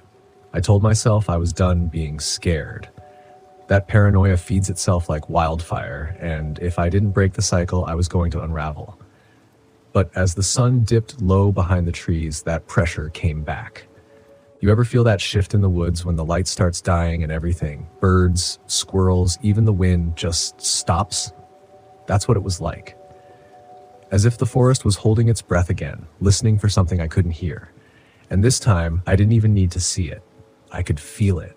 There's a weight certain predators carry with them, something primal that sets your nerves screaming before your brain even catches up. I'd only ever felt it once before, walking too close to a mountain lion trail near Zion. But this was worse. This wasn't just threat. This was intent. Predatory interest. That night, I barely slept. I left the lights on inside, kept the knife in one hand, the flashlight in the other. And sometime around 3 a.m. I heard it again. Not outside the van. Inside. A breath. Not mine. Slow, ragged, like someone or something had been holding it for far too long and finally let it go. It came from behind the cabinet door beneath the sink. I froze. Every hair on my neck stood on end. I hadn't opened that cabinet since I stocked it back in Wyoming. I knew exactly what was in there. Paper towels, matches, and a sealed container of dried beans. No vents. No way in. And yet, there it was again. Breathing. Soft, shuddering, Like it was learning how. I didn't move, I didn't speak, I just sat there staring at the cabinet, every part of me screaming to run, to open the door and end it, to drive, to scream, to deny that any of this was real. And then the cabinet creaked. Not a full swing, just a whisper of motion. It moved like it was breathing too. That's when the flashlight flickered, then cut out completely, and in the dark, I swear I heard it whisper something, one word or maybe just a sound that sounded like my name, but stretched and twisted like it had never been meant for a human mouth. I didn't scream. I couldn't. I just sat there, paralyzed, shaking, waiting for morning. And when it came, nothing was there. The cabinet was closed, the light worked, everything was in its place. Except me. I was no longer in the same state of mind I'd been in when I first left home. The road wasn't freedom anymore. It was something else. Something I wasn't sure I could survive. I told myself the same lies people always tell when they're too deep in it to crawl back out. But I still checked the cabinet a dozen times that morning, emptied it out, shined my flashlight into every corner. Nothing. No holes, no signs of entry, no mold, no odd smells, nothing that should explain the breath I heard or that voice. I thought about leaving the van behind, about walking into the woods until I hit a road and hitchhiking home, but that felt just as crazy. So I did what scared people do when they don't know what else to do. I moved again. I headed east, told myself the Black Hills had their ghosts and I'd crossed into them. But the land would change, the air would lift, the road would bring me back to myself. But I was wrong. The road didn't lead away from the nightmare. It only took me deeper. I ended up outside a tiny town in Nebraska. Not even a town, really. Just a gas station, a grain silo, and a small RV campground tucked behind a barbed wire fence. It was called Whispering Willows. That name should have been my first clue. The campground was maybe 6 gravel spots around a stagnant pond, a few picnic tables with sun-bleached umbrellas. No people, no host, just a black mailbox nailed to a post where you dropped your $10 bill in an envelope and hoped you wouldn't be towed for the night. It was the only option for hours. I parked in the corner near the pond. The water was green with algae. Dragonflies skimmed the surface like they were skating on glass. The trees here weren't dense, but they were wrong. Thin willows that bent toward the water, each branch hanging like ropes, swaying even when there was no wind. And again, that feeling settled into my chest like a rock in my lungs. It was quiet, too quiet, even for Nebraska. At sunset, I saw the first one. I thought it was an animal at first. A deer, maybe. But when I looked again, I realized it wasn't moving like any animal I knew. It stood between the willows, just beyond the pond, not moving, not blinking, just watching. Its shape was off, too tall, shoulders too narrow, and it was hunched slightly like its spine had too many vertebrae. I could barely see its face, but what I could make out looked stretched like wet cloth pulled too tight. I blinked. It was gone. I waited, frozen, for it to come back. But it didn't. Not that night. Instead, the sound returned. This time it was whistling. Just 3 notes. Low, high, low. I checked every window, every door. Nothing. But then I noticed something odd. The wind was still blowing the willows in the wrong direction. Every other tree bent west, away from the pond. But the one nearest my van, it swayed east, as if pulled by something under the water. I couldn't sleep. I sat up, back against the driver's seat, eyes on the pond, waiting for the shape to return. It didn't. But something else did. At 2:13 a.m. exactly, the pond began to ripple. There was no rain, no fish, no movement in the air, but the surface broke, softly at first, just a circle expanding outward like a dropped pebble had struck dead center. Then another, until the entire pond seemed to boil with movement, and out from the water came the same 3-note whistle. Low, high, low. This time, closer. And then, I swear to God, I heard something drag itself out of the water. I didn't look. Couldn't. My body locked. My mind screamed not to move, that if I pretended to be asleep, it might pass me by. But in the reflection of my side mirror, I saw it. A figure. Tall. Unsteady. Almost like it was learning how to stand. Its limbs were long. Too long. Its fingers touched the ground like a marionette with broken strings. It moved toward my van, slow at first, then faster. I ducked, covered my head, waited for the sound of a hand on the door. Nothing. Just silence. And then, that same low breath, right outside my driver's side window. Shuddering. Inhuman, but not unfamiliar. It matched the breath from the cabinet, and somehow I knew it had followed me. I stayed frozen like that for what felt like hours. Every instinct told me not to move, not to breathe. I could feel the presence outside, its breath steaming lightly on the glass, fogging the edge of the window but never pressing against it. It didn't need to see me. It already knew I was there. It had always known. At some point, maybe 10 minutes, maybe 2 hours, the breath stopped. I waited even longer. I counted to 103 different times before I finally found the courage to peek up. The window was clear. The pond was still. Whatever had come out of it was gone. But the gravel beneath my van had a trail, a wet, dragging smear, like something had crawled its way around the RV. I didn't sleep again that night. When the sun finally crept over the trees, I threw open the van door and walked the full loop of the campground, searching for anything. Footprints, a body, some sign that I'd imagined it all. There was nothing but that single drag mark. It started at the water's edge and ended beneath my van. I nearly left then. Should have. But I told myself I'd been sleep deprived. That grief does weird things to your mind, that I just needed a hot coffee and a real meal. So I drove into the nearest town, a faded little community with a population sign that looked like someone had scratched the number down with a key. I stopped at a diner with one truck out front and a crooked open sign in the window. The waitress didn't blink when I asked for black coffee and eggs, but when I mentioned where I'd camped, her hand stopped halfway to the carafe. "You were out by the willows?" she asked. I nodded.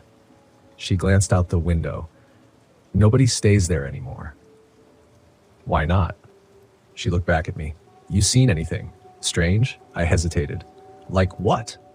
She leaned in just slightly. "Like something coming up from the pond." My mouth went dry. I didn't answer. She nodded like she already knew. "It started in the 90s, she said. After the floods, people said the water table rose too fast, that something got stirred up in the soil. Old chemicals, maybe, or older bones." "Bones?" she shrugged. "Or maybe just stories. All I know is animals stopped drinking from that pond, kids stopped playing in those trees, and the few folks who stayed out there overnight." She let the sentence hang. "Did something happen to that?" She nodded again. "One man came back screaming about faces in the water. Another was found 2 towns over, still inside his RV, but his brain was gone. Not like trauma, like it had dissolved." I wanted to laugh, but the sound caught in my throat. Instead, I asked the only thing I could think to ask. "What people call it?" She stared out the window again. "They don't." That night, I didn't go back to Whispering Willows. I couldn't. I drove another 100 miles east and found a proper KOA just off the interstate. Bright lights. Barbecue pit. Other campers with their kids and dogs. Normal. I parked near the center and slept with the windows open, hoping the air would wash away what had followed me. It didn't. At 3 a.m., I woke to a sound I now feared more than anything in this world. Low, high, low. The whistle. I shot upright and slammed the windows shut. Peeked out into the night. There were people nearby, other campers, but they weren't moving. Worse, they were all facing the same direction. Toward my RV. Every one of them. Some stood in pajamas, others barefoot in the gravel, eyes wide open but unblinking, and not one of them spoke. It wasn't them. I could feel it. It was it, using them like puppets. One of the campers took a step forward and opened her mouth. But what came out wasn't her voice. It was mine. That whisper I'd heard in the cabinet. That breath. "I see you now." I slammed the blinds shut and stumbled backward, nearly knocking over the coffee pot I had forgotten to unplug. My chest was heaving like I just sprinted uphill. Every survival instinct I had screamed at me to get out. Leave everything behind. Just drive. But I couldn't, not with those people standing there, their bodies still. Eyes vacant. And that voice, my voice, coming out of that woman's mouth. How was that even possible? I didn't dare open the door. No, I didn't even breathe. I dropped to the floor and crawled toward the rear of the RV, reaching under the bunk for my emergency toolkit. I kept a flare gun in there, mostly for bears, but right now it was the only thing between me and something I didn't understand. The moment I touched the cold metal, the whisper stopped. Dead silence. No whistling. No shuffling feet. Not even the buzz of a nearby insect. I peeked through the edge of the rear blind. They were gone, all of them. No campers, no kids, not a single person in sight. Picnic tables still had drinks left on them. A radio near one of the rigs still buzzed faintly, its battery not yet dead. But the people vanished. I grabbed my keys, started the van, and peeled out of the campground. Gravel skidded out beneath my tires, and my back end fishtailed once before I corrected. I didn't care. I didn't care that it was nearly dawn or that I hadn't even brushed my teeth. I just drove. I didn't stop for hours, didn't eat, didn't talk to anyone, didn't even turn on the radio. The silence felt safer. Eventually, I found myself deep in national forest land, high elevation, no cell service, just miles of winding roads surrounded by pine and snowmelt creeks. I told myself I was looking for somewhere remote, somewhere that thing couldn't find me. But in truth, I think I was trying to outrun my own reflection, that voice, because if it could mimic me, what else could it take? By nightfall, I pulled into a pull-off by an old fire road. No campsites, no other RVs, not even a fire ring, just a flat patch of dirt and the distant sound of rushing water. For the first time in 3 days, I let the engine go cold and listened. Nothing. No footsteps, no whispering, no unnatural breathing fogging my windows. I heated up a can of chili, sat on the fold-out step, and tried to enjoy the night air. For a moment, I felt like maybe I was free. Maybe whatever it was, it needed something. Water, people, attention to follow. Maybe in the deepest parts of the forest, it couldn't breathe. That night, I slept. And for the first few hours, I didn't dream. But just after midnight, something woke me. A cold draft, curling through the RV like fingers made of fog. I sat up, listened. Nothing. I checked the windows, still locked, still sealed. But when I turned toward the sink, I saw it. A single drop of water, falling from the faucet. Drip, drip, drip. I hadn't used the sink all day. My heart started to pound. I opened the cabinet beneath, half expecting to find a leak in the line, but the space was bone dry. Then I saw it. The water wasn't dripping from the faucet. It was condensing on it, like breath, like something inside the plumbing. The next drop fell with a sound that echoed louder than it should have, a sound that didn't belong to metal or water. It sounded like a footstep, not outside, inside. I backed up slowly, reached for the flare gun still sitting on the table. My hands were shaking now, worse than before. Then the door handle jiggled, just once. Then again. No pounding, no scratching, just the smooth, deliberate sound of someone testing it. The same way you'd test a door when you already knew what was inside. I didn't move. Then, in a voice that chilled every bone in my body, I heard it speak. This time, it wasn't my voice, it was my father's. "Son," it whispered, "let me in, it's cold out here. My father died 10 years ago." I didn't respond, didn't blink, just stood there with the flare gun aimed at the door like it could stop a ghost. That voice, his voice, was flawless, down to the gravel in his throat, the tired affection he always carried at the end of the day, but it wasn't him. Couldn't be. I was frozen in place, one hand trembling so hard I had to grip the other to steady the flare gun. The voice spoke again, this time quieter, sadder. "Open the door, son. I forgive you." Forgive me? The words cut deeper than fear. Because there was a part of me, some small, buried guilt, that wanted to believe he would say that. That maybe all the things I'd carried after he passed, all the things I never said when I had the chance, maybe this was closure, but the rest of me knew better. This wasn't closure. It was bait. I stepped back, eyes locked on the handle. I watched it twitch gently, slowly, as if whatever was outside wasn't trying to break in, it was trying to make me invite it. "Son." The voice was quieter now, almost ashamed, and then, like something giving up, it fell silent. I waited. 5 minutes passed, then 10. I dared to lower the flare gun just a little. Maybe it was gone. I crept to the peephole, keeping my breath shallow, empty. No one there, but something was off. It took me a second to notice what it was. The frost on the window. It was on the inside. I turned slowly, heart crawling up my throat. Every surface in the RV was coated in a thin sheen of moisture, like the whole place had started to sweat cold. The mirror over the sink fogged up, even though the air was still. And in the middle of it, a single, long streak appeared. A finger swipe. From the inside, I aimed the flare gun at the mirror. Nothing moved. Then I saw the words start to form in the fog. One slow letter at a time. H-E-L-P, me. I ran. Out the door barefoot, into the freezing night. Didn't even lock it behind me. I don't know how long I ran, maybe a quarter mile, maybe more. The only thing I could think about was distance. Distance between me and whatever had wormed its way into that RV. I eventually collapsed in the middle of a gravel road, panting, hands scraped from tripping in the dark. My breath came in puffs so cold they stung my lungs. I looked behind me. Still no sound, no footsteps, but I didn't dare go back. I sat there for what felt like hours until the sky started to turn a sickly gray blue. Dawn wasn't hope, it was a clock ticking louder, because morning meant choices. I couldn't stay on that road forever, couldn't survive without supplies, shoes, or food. But going back, it didn't feel like going back to a vehicle anymore. It felt like walking into a mouth, so I waited until full light. Then I did the one thing I told myself I wouldn't do. I went back. I crept through the trees instead of taking the road, kept low, slow, every step a silent prayer that I wouldn't see footprints, mine or otherwise. When I reached the RV, the door was wide open, but everything inside was normal. No fog, no writing, no moisture. I stepped in slowly, flare gun up, ready to fire at anything that so much as creaked. But nothing moved. Even the faucet was dry. It was like it had never happened, except for one thing. On the table, where I'd left the flare gun box, was a Polaroid photo I'd never seen before. It showed the RV from outside, from the woods, from where I'd just come. And in the window, a silhouette, not mine, and not my father's. I didn't touch the photo, didn't even breathe on it. Just stared, trying to make sense of the shadow in the window, its slanted shoulders, its two long arms hanging at its sides.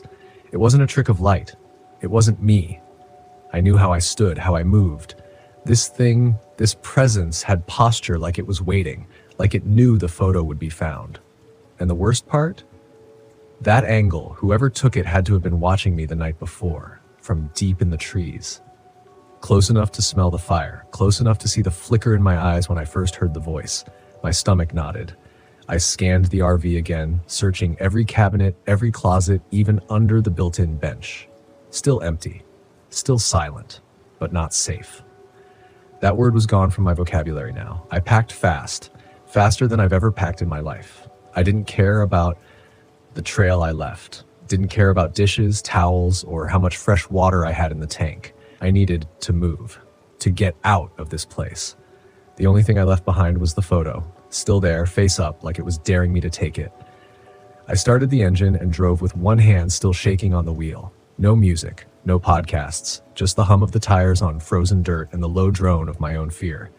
Hours passed. I didn't stop, not even to eat. It wasn't until I hit the outskirts of a small town, Maple Ridge, population maybe 200, that I finally let myself breathe. I parked near a gas station and just sat for a minute, let the engine idle while I tried to feel human again. But I couldn't shake the sense that I'd brought something with me. It wasn't just paranoia. It was something deeper, primal, like when you smell something rotting before you see it.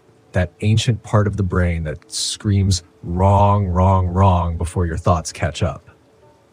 I got out and filled the tank, trying to act normal. The attendant was an older guy with a full gray beard and the kind of stare that said he didn't miss much. He leaned out the booth as I swiped my card. "You just come down from the forest?" he asked. I hesitated. "Yeah, spent a night up north." His eyes narrowed just a bit.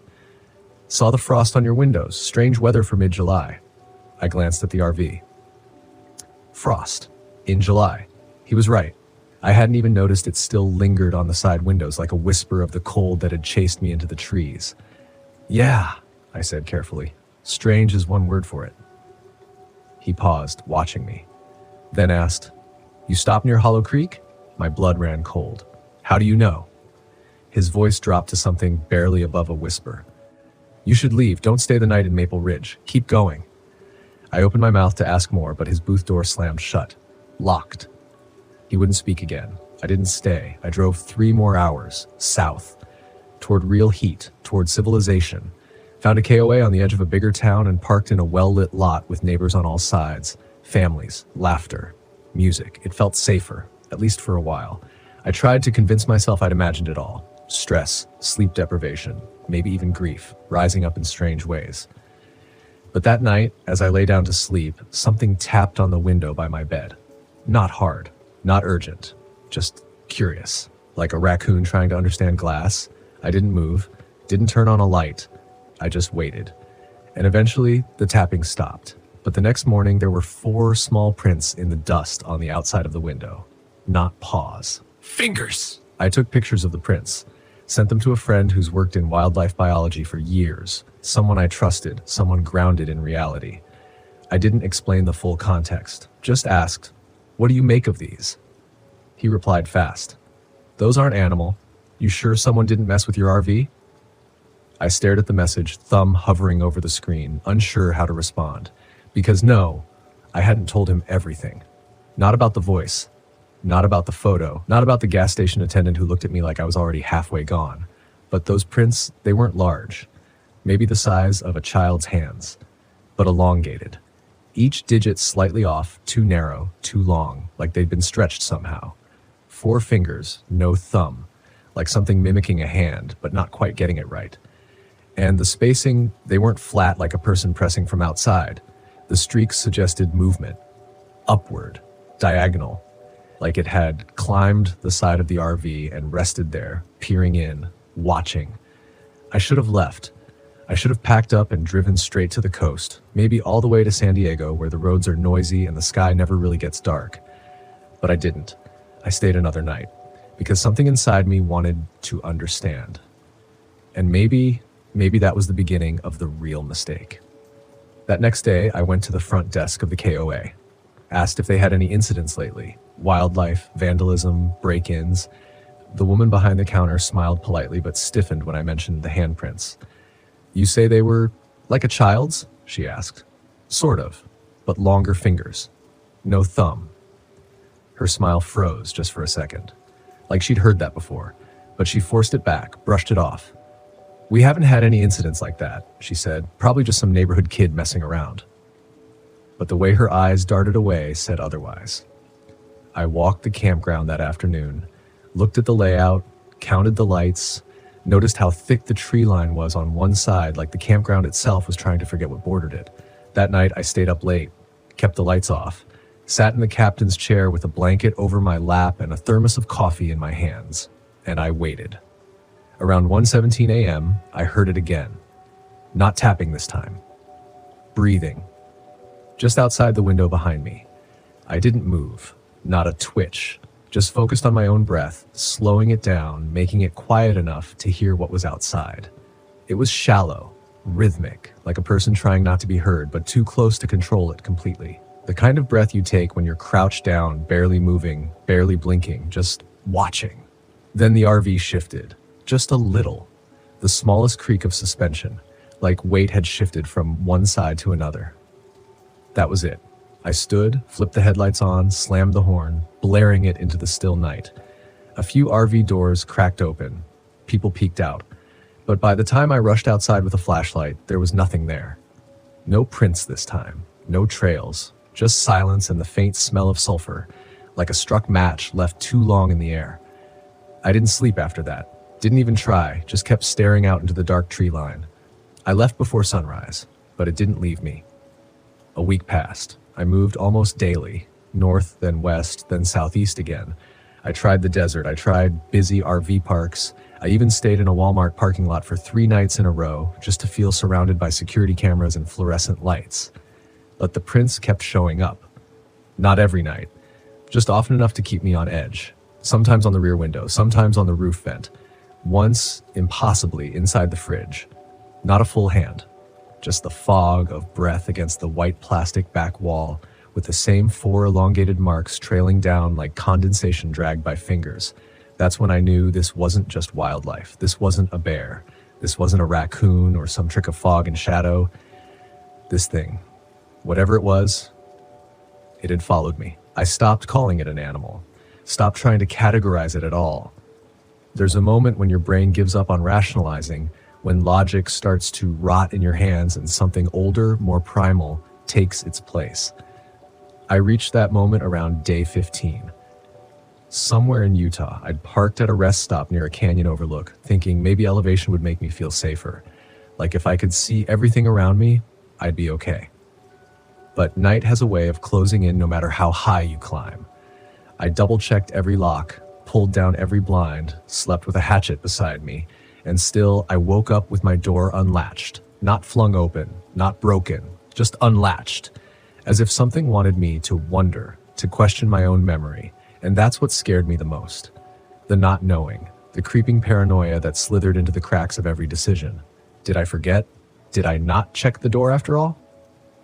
Or was it something else, something that could move through seams, that watched me fumble with my own sanity and enjoyed it? I drove 300 miles the next day without stopping, didn't even eat.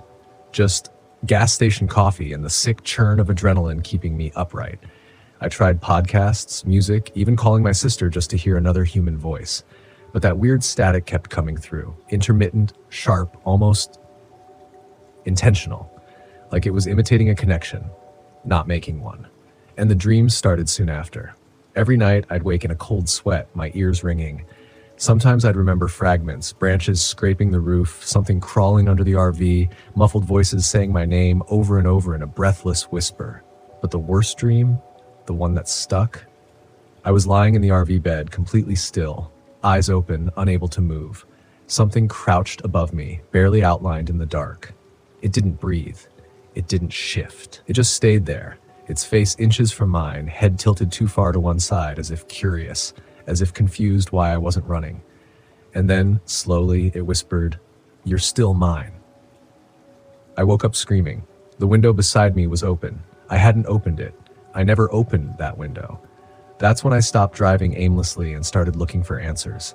I posted in forums, not the usual RV groups. They'd laugh me off. I dug into the weird corners of the internet. Paranormal camping threads, missing hiker theories, off-grid horror posts. And I found something. Not much, but enough. A string of posts going back years, scattered across message boards like breadcrumbs. Different usernames, different states, but the same tone of desperation, the same descriptions, the same prints. One guy even posted a photo that stopped me cold. Prints smeared across the inside of a fogged-up RV mirror. Identical to mine. He'd captioned it, "It watches through glass, don't let it in." That post was dated 7 years ago, and the account had no further activity. I couldn't stop shaking. My hands felt numb just reading it. Because deep down, I already knew this thing, whatever it was, wasn't tied to a place. It was tied to us, to the ones who saw it, who acknowledged it, and maybe, just maybe, to the ones who tried to run. That night, I parked under a bright bank of lights at a truck stop in Arizona. Cameras everywhere, people nearby. I thought maybe I'd sleep in peace just once, but I woke at 3:12 a.m. to a soft thump, checked every window. Nothing. I sat up, heart hammering, breath shallow. Then I noticed my phone buzzing. No name, just a number. A long one. I answered, thinking maybe it was an emergency. What I heard, breathing, just like before. And then a whisper. "Glass. Glass. You left it cracked." I dropped the phone, rushed to the front window. And sure enough, the driver's side was open just a sliver, wide enough for air, wide enough for breath. I shut it, locked everything, shoved towels into every vent, every crevice. I didn't sleep the rest of that night. Couldn't. Every creak felt intentional. Every blink of my headlights reflecting against glass felt like eyes. I thought about fire, about dousing the RV in gasoline and walking away. But I knew deep down it wouldn't matter, because it wasn't the RV. It was me. The fear changes you. It makes you see the world in layers. What's real, what's almost real, and what lives just beyond that thin membrane we pretend isn't there. I stopped thinking of my RV as shelter. It felt more like a display case, a lit-up box with me trapped inside for something to study or stalk. Every morning, I'd inspect everything. Windows, mirrors, seals. I bought motion detectors. I even rigged up noise traps, little tin cans hanging from string at each corner of the exterior, just in case. If one moved, I'd know. And still, they moved. Always when I wasn't looking. One night, I parked in Nevada out near Pyramid Lake. It was quiet. Eerie kind of quiet, like the landscape had been muted. I was trying to enjoy the view, trying to pretend I was still just a guy on a solo road trip. But the longer I stayed, the more I felt it. Pressure, not wind. Not weather. Something internal, like I was being compressed. The sunset was blood orange, beautiful. But when I blinked just for a second, the lake turned black, no reflection, just a void. And in that dark water, something moved. I could swear it moved upward. Not a ripple, not a fish. It was like the lake inhaled. I left immediately. Didn't even retract the awning properly. I just gunned it. And that's when the noise started again, but not from outside. Inside. I was on the highway, miles from anything, and I heard it. Something crawling in the walls. Not mice, not bugs. Scraping. Deliberate. Rhythmic. Like something trying to mimic the sound of a heartbeat. I pulled over, popped the side panel, flashlight in hand, and there was nothing. No droppings. No damage. But the wall felt warm. Too warm. I put my palm flat against it, and it felt like something pressed back. I reeled away, slammed it shut. That's when I heard the whisper again. No phone this time. No radio. Just air. Right behind me, it said, "Don't look behind you." And for the first time, I listened. I didn't turn around. I got in the driver's seat and drove, not even knowing where I was headed. I just needed light. People. Some kind of anchor to this reality. That's how I ended up at the RV park in Oregon, north of Crater Lake, a place called Deadman's Hill, some weird local legend about miners and disappearances. I didn't care. They had lights, security cameras, other campers. I pulled in and begged for a spot, cash in hand, eyes wide like some junkie looking for shelter. The guy at the desk didn't even flinch, just handed me a map and said, "Lot 17. That one's been empty a while." I didn't ask why, didn't want to know, but the space was isolated, a good 50 feet from the next nearest camper. Still, I parked, locked everything, and for the first time in a long time, I sat down and cried, quietly. Just let it out. That kind of exhausted, bitter sobbing you can't explain to anyone, because who would believe me?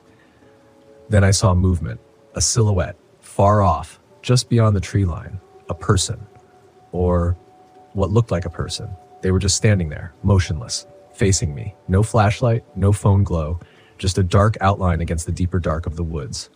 I stared back, didn't blink, didn't breathe, until I realized I couldn't see their legs. They weren't standing.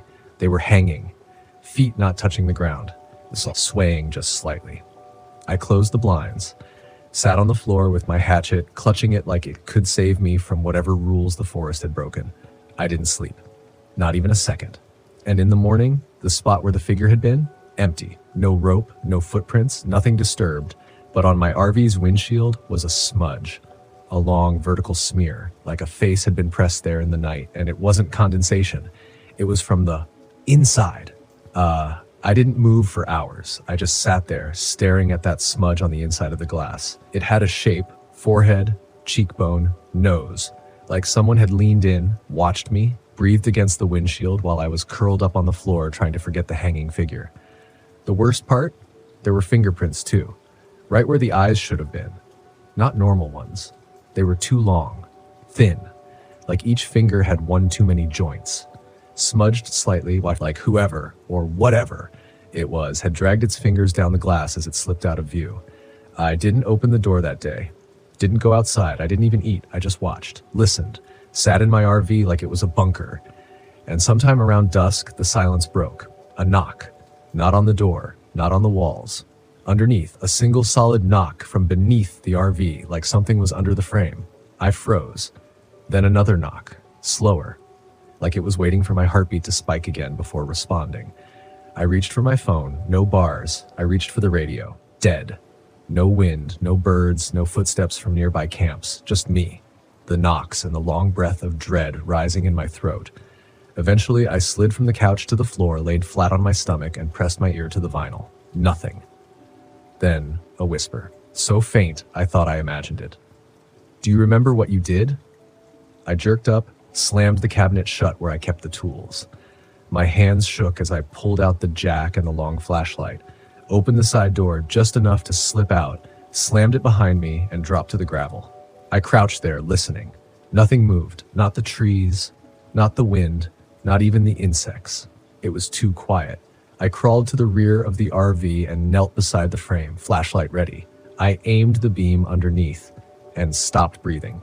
Carved into the gravel below the RV, like with a stick or a finger dragged through wet dust, was a message. 4 words. "You were here before."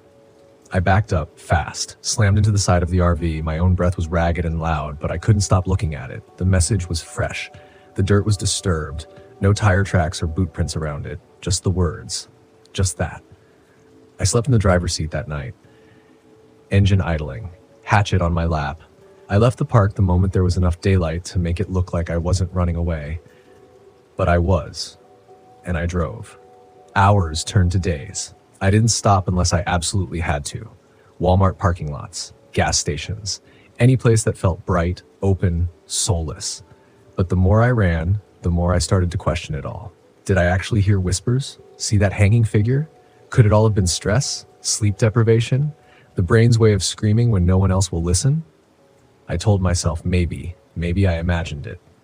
Until 2 weeks later in Arizona, I was on the outskirts of Flagstaff. Thought I'd get a quick rest before hitting Sedona. There was a small camping area, tucked into the pines, private, free, remote. I parked, made a fire, tried to feel normal again.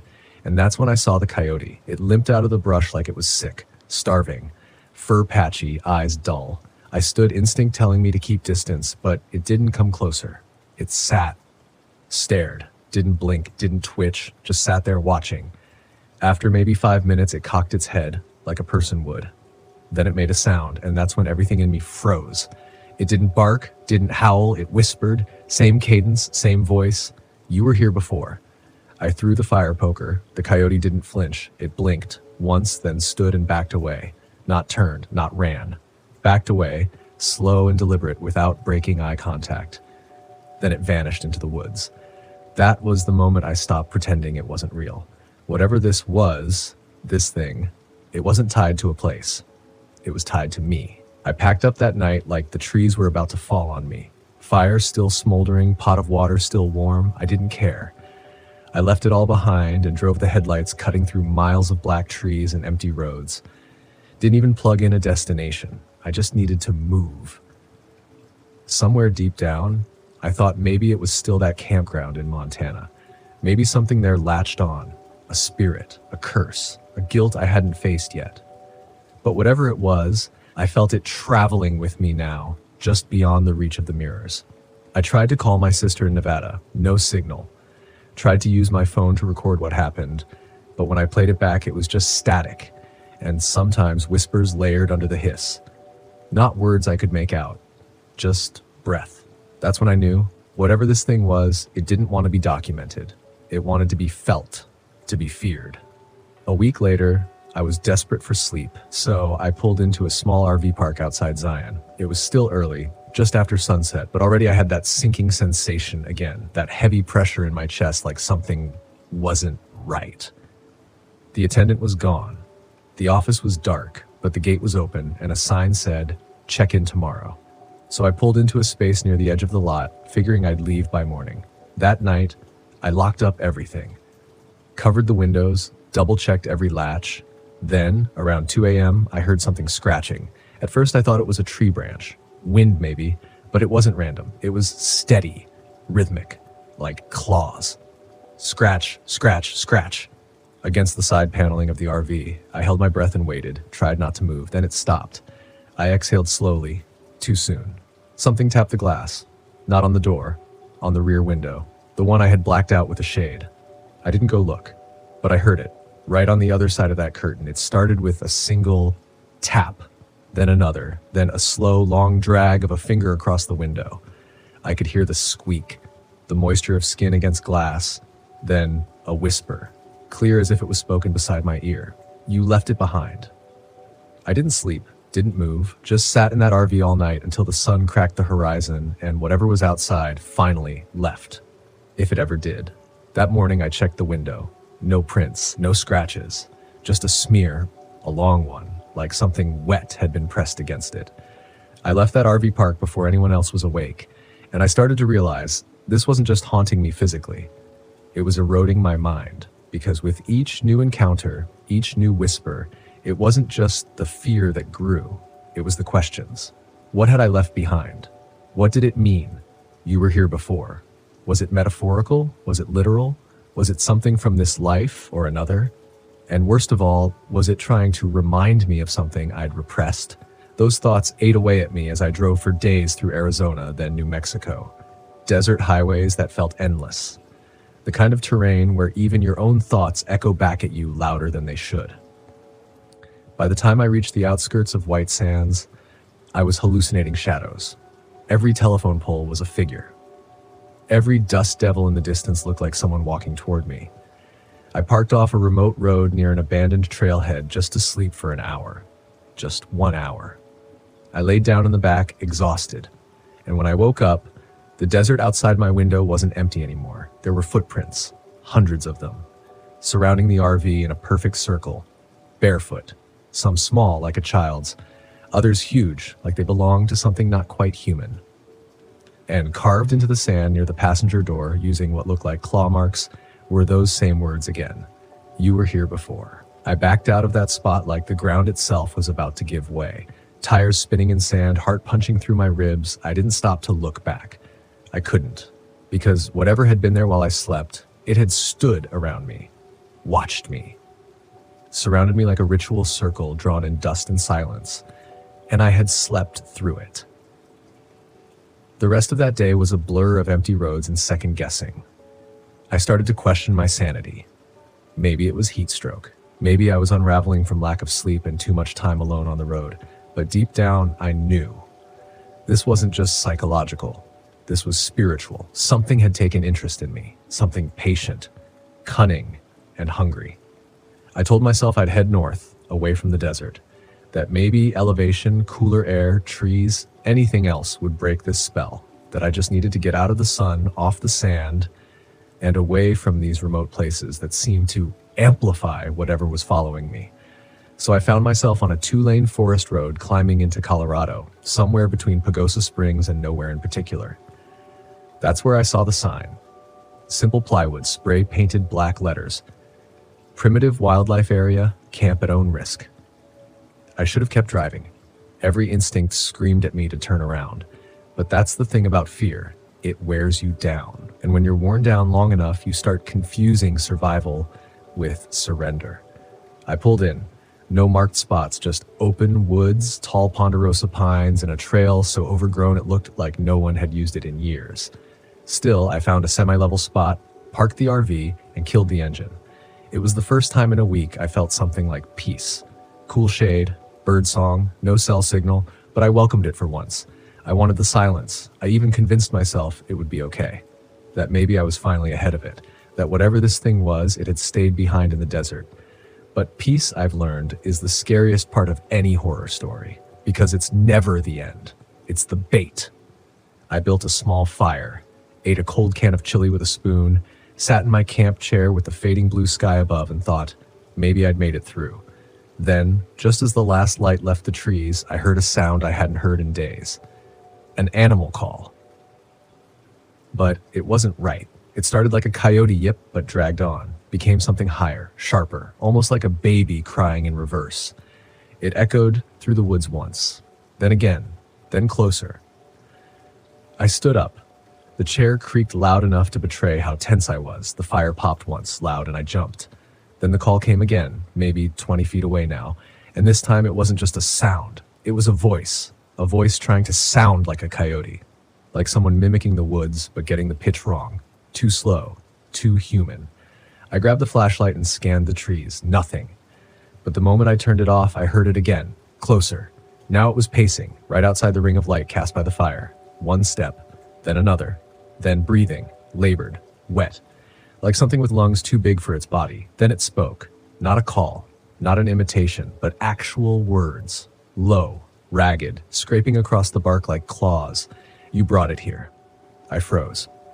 It was the same voice I'd heard in Zion. The same one from the whisper at the window. But now it wasn't behind glass. It was in the woods, 10 feet from me. You brought it here. That's when I realized it wasn't just one thing. There were two. The thing that was haunting me, and the thing I had led it to. Whatever followed me from Montana had been chasing something else. And now I'd become the bridge. I backed slowly toward the RV, flashlight trembling in my hand. Didn't dare run, didn't dare speak. But then the fire blew out, not sputtered, blew out, like someone exhaled on it. And in that darkness, true, perfect black, I saw them. Two eyes, far too high up to be human, and wide, reflecting the flashlight like wet marbles. I turned, I ran, slammed the RV door and locked it so hard the frame bent. Didn't even turn the engine. I just lay there on the floor, shaking, staring at the door, waiting for it to knock. But it never did. Instead, I heard the voice again. Not outside, inside, right above my head. You brought it here. I shot up, smacking my head on the underside of the kitchenette counter.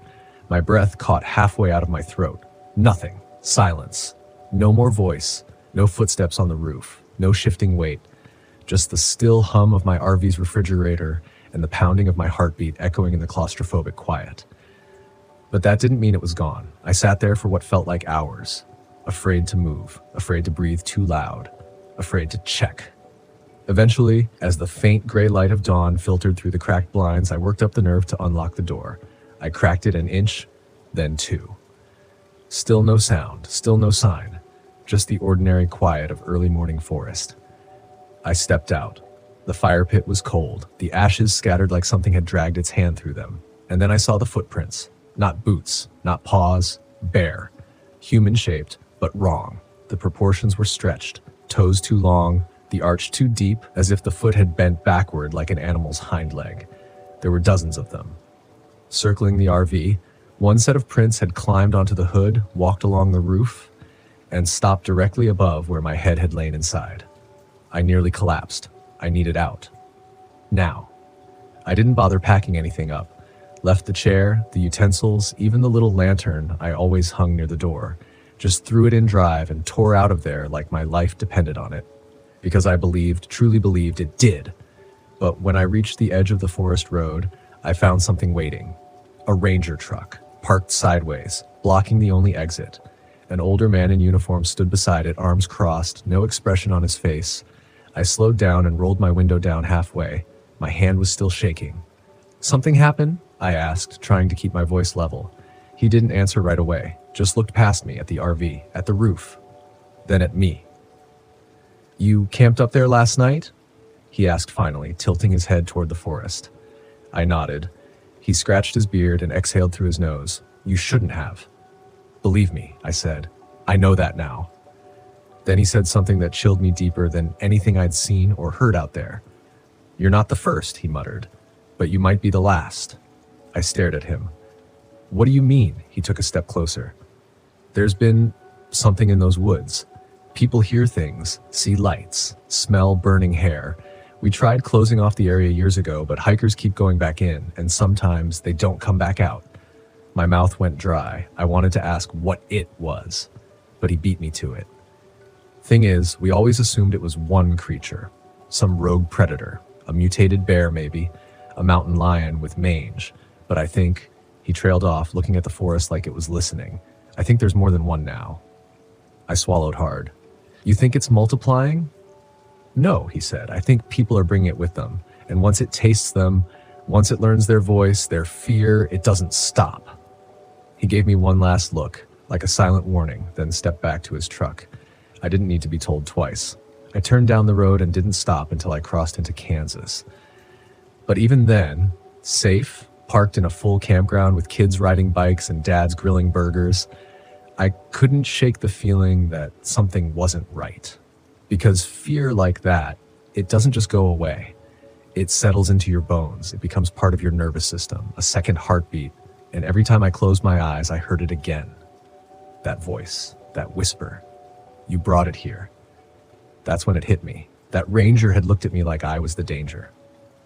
Like maybe it wasn't just following me. Maybe it had merged with me, clung to me like smoke on skin, feeding off me, using my life, my memories, my guilt like tinder, because I'd made a mistake. A simple one.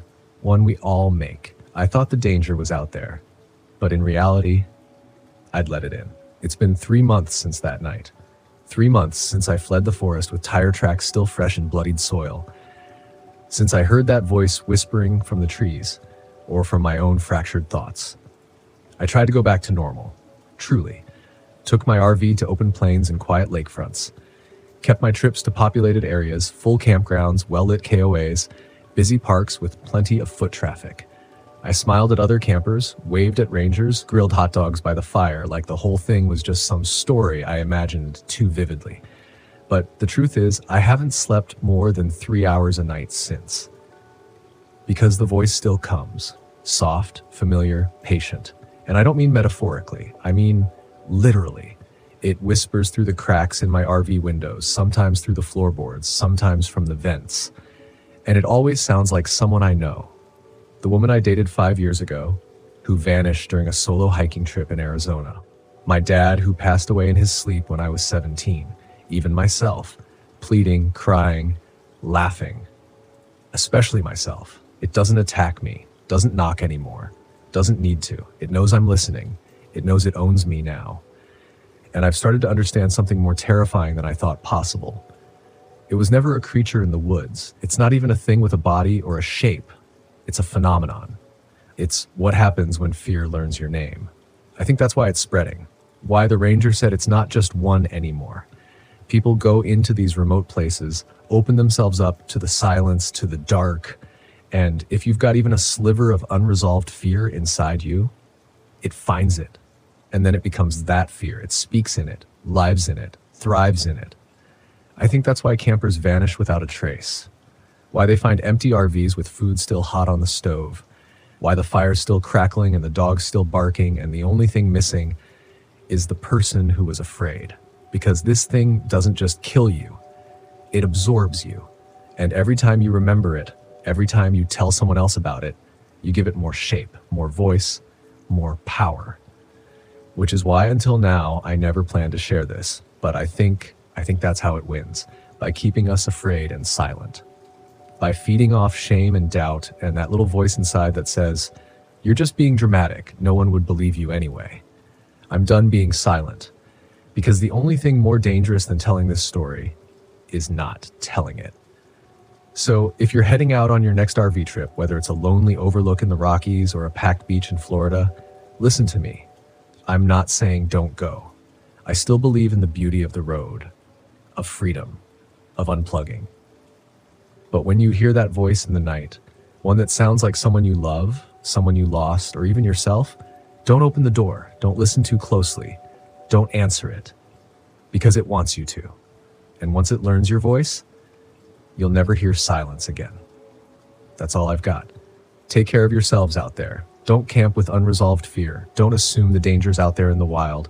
Sometimes the wild follows you home, and sometimes it whispers your name from just behind the glass. Sleep light and keep your fire burning. Always.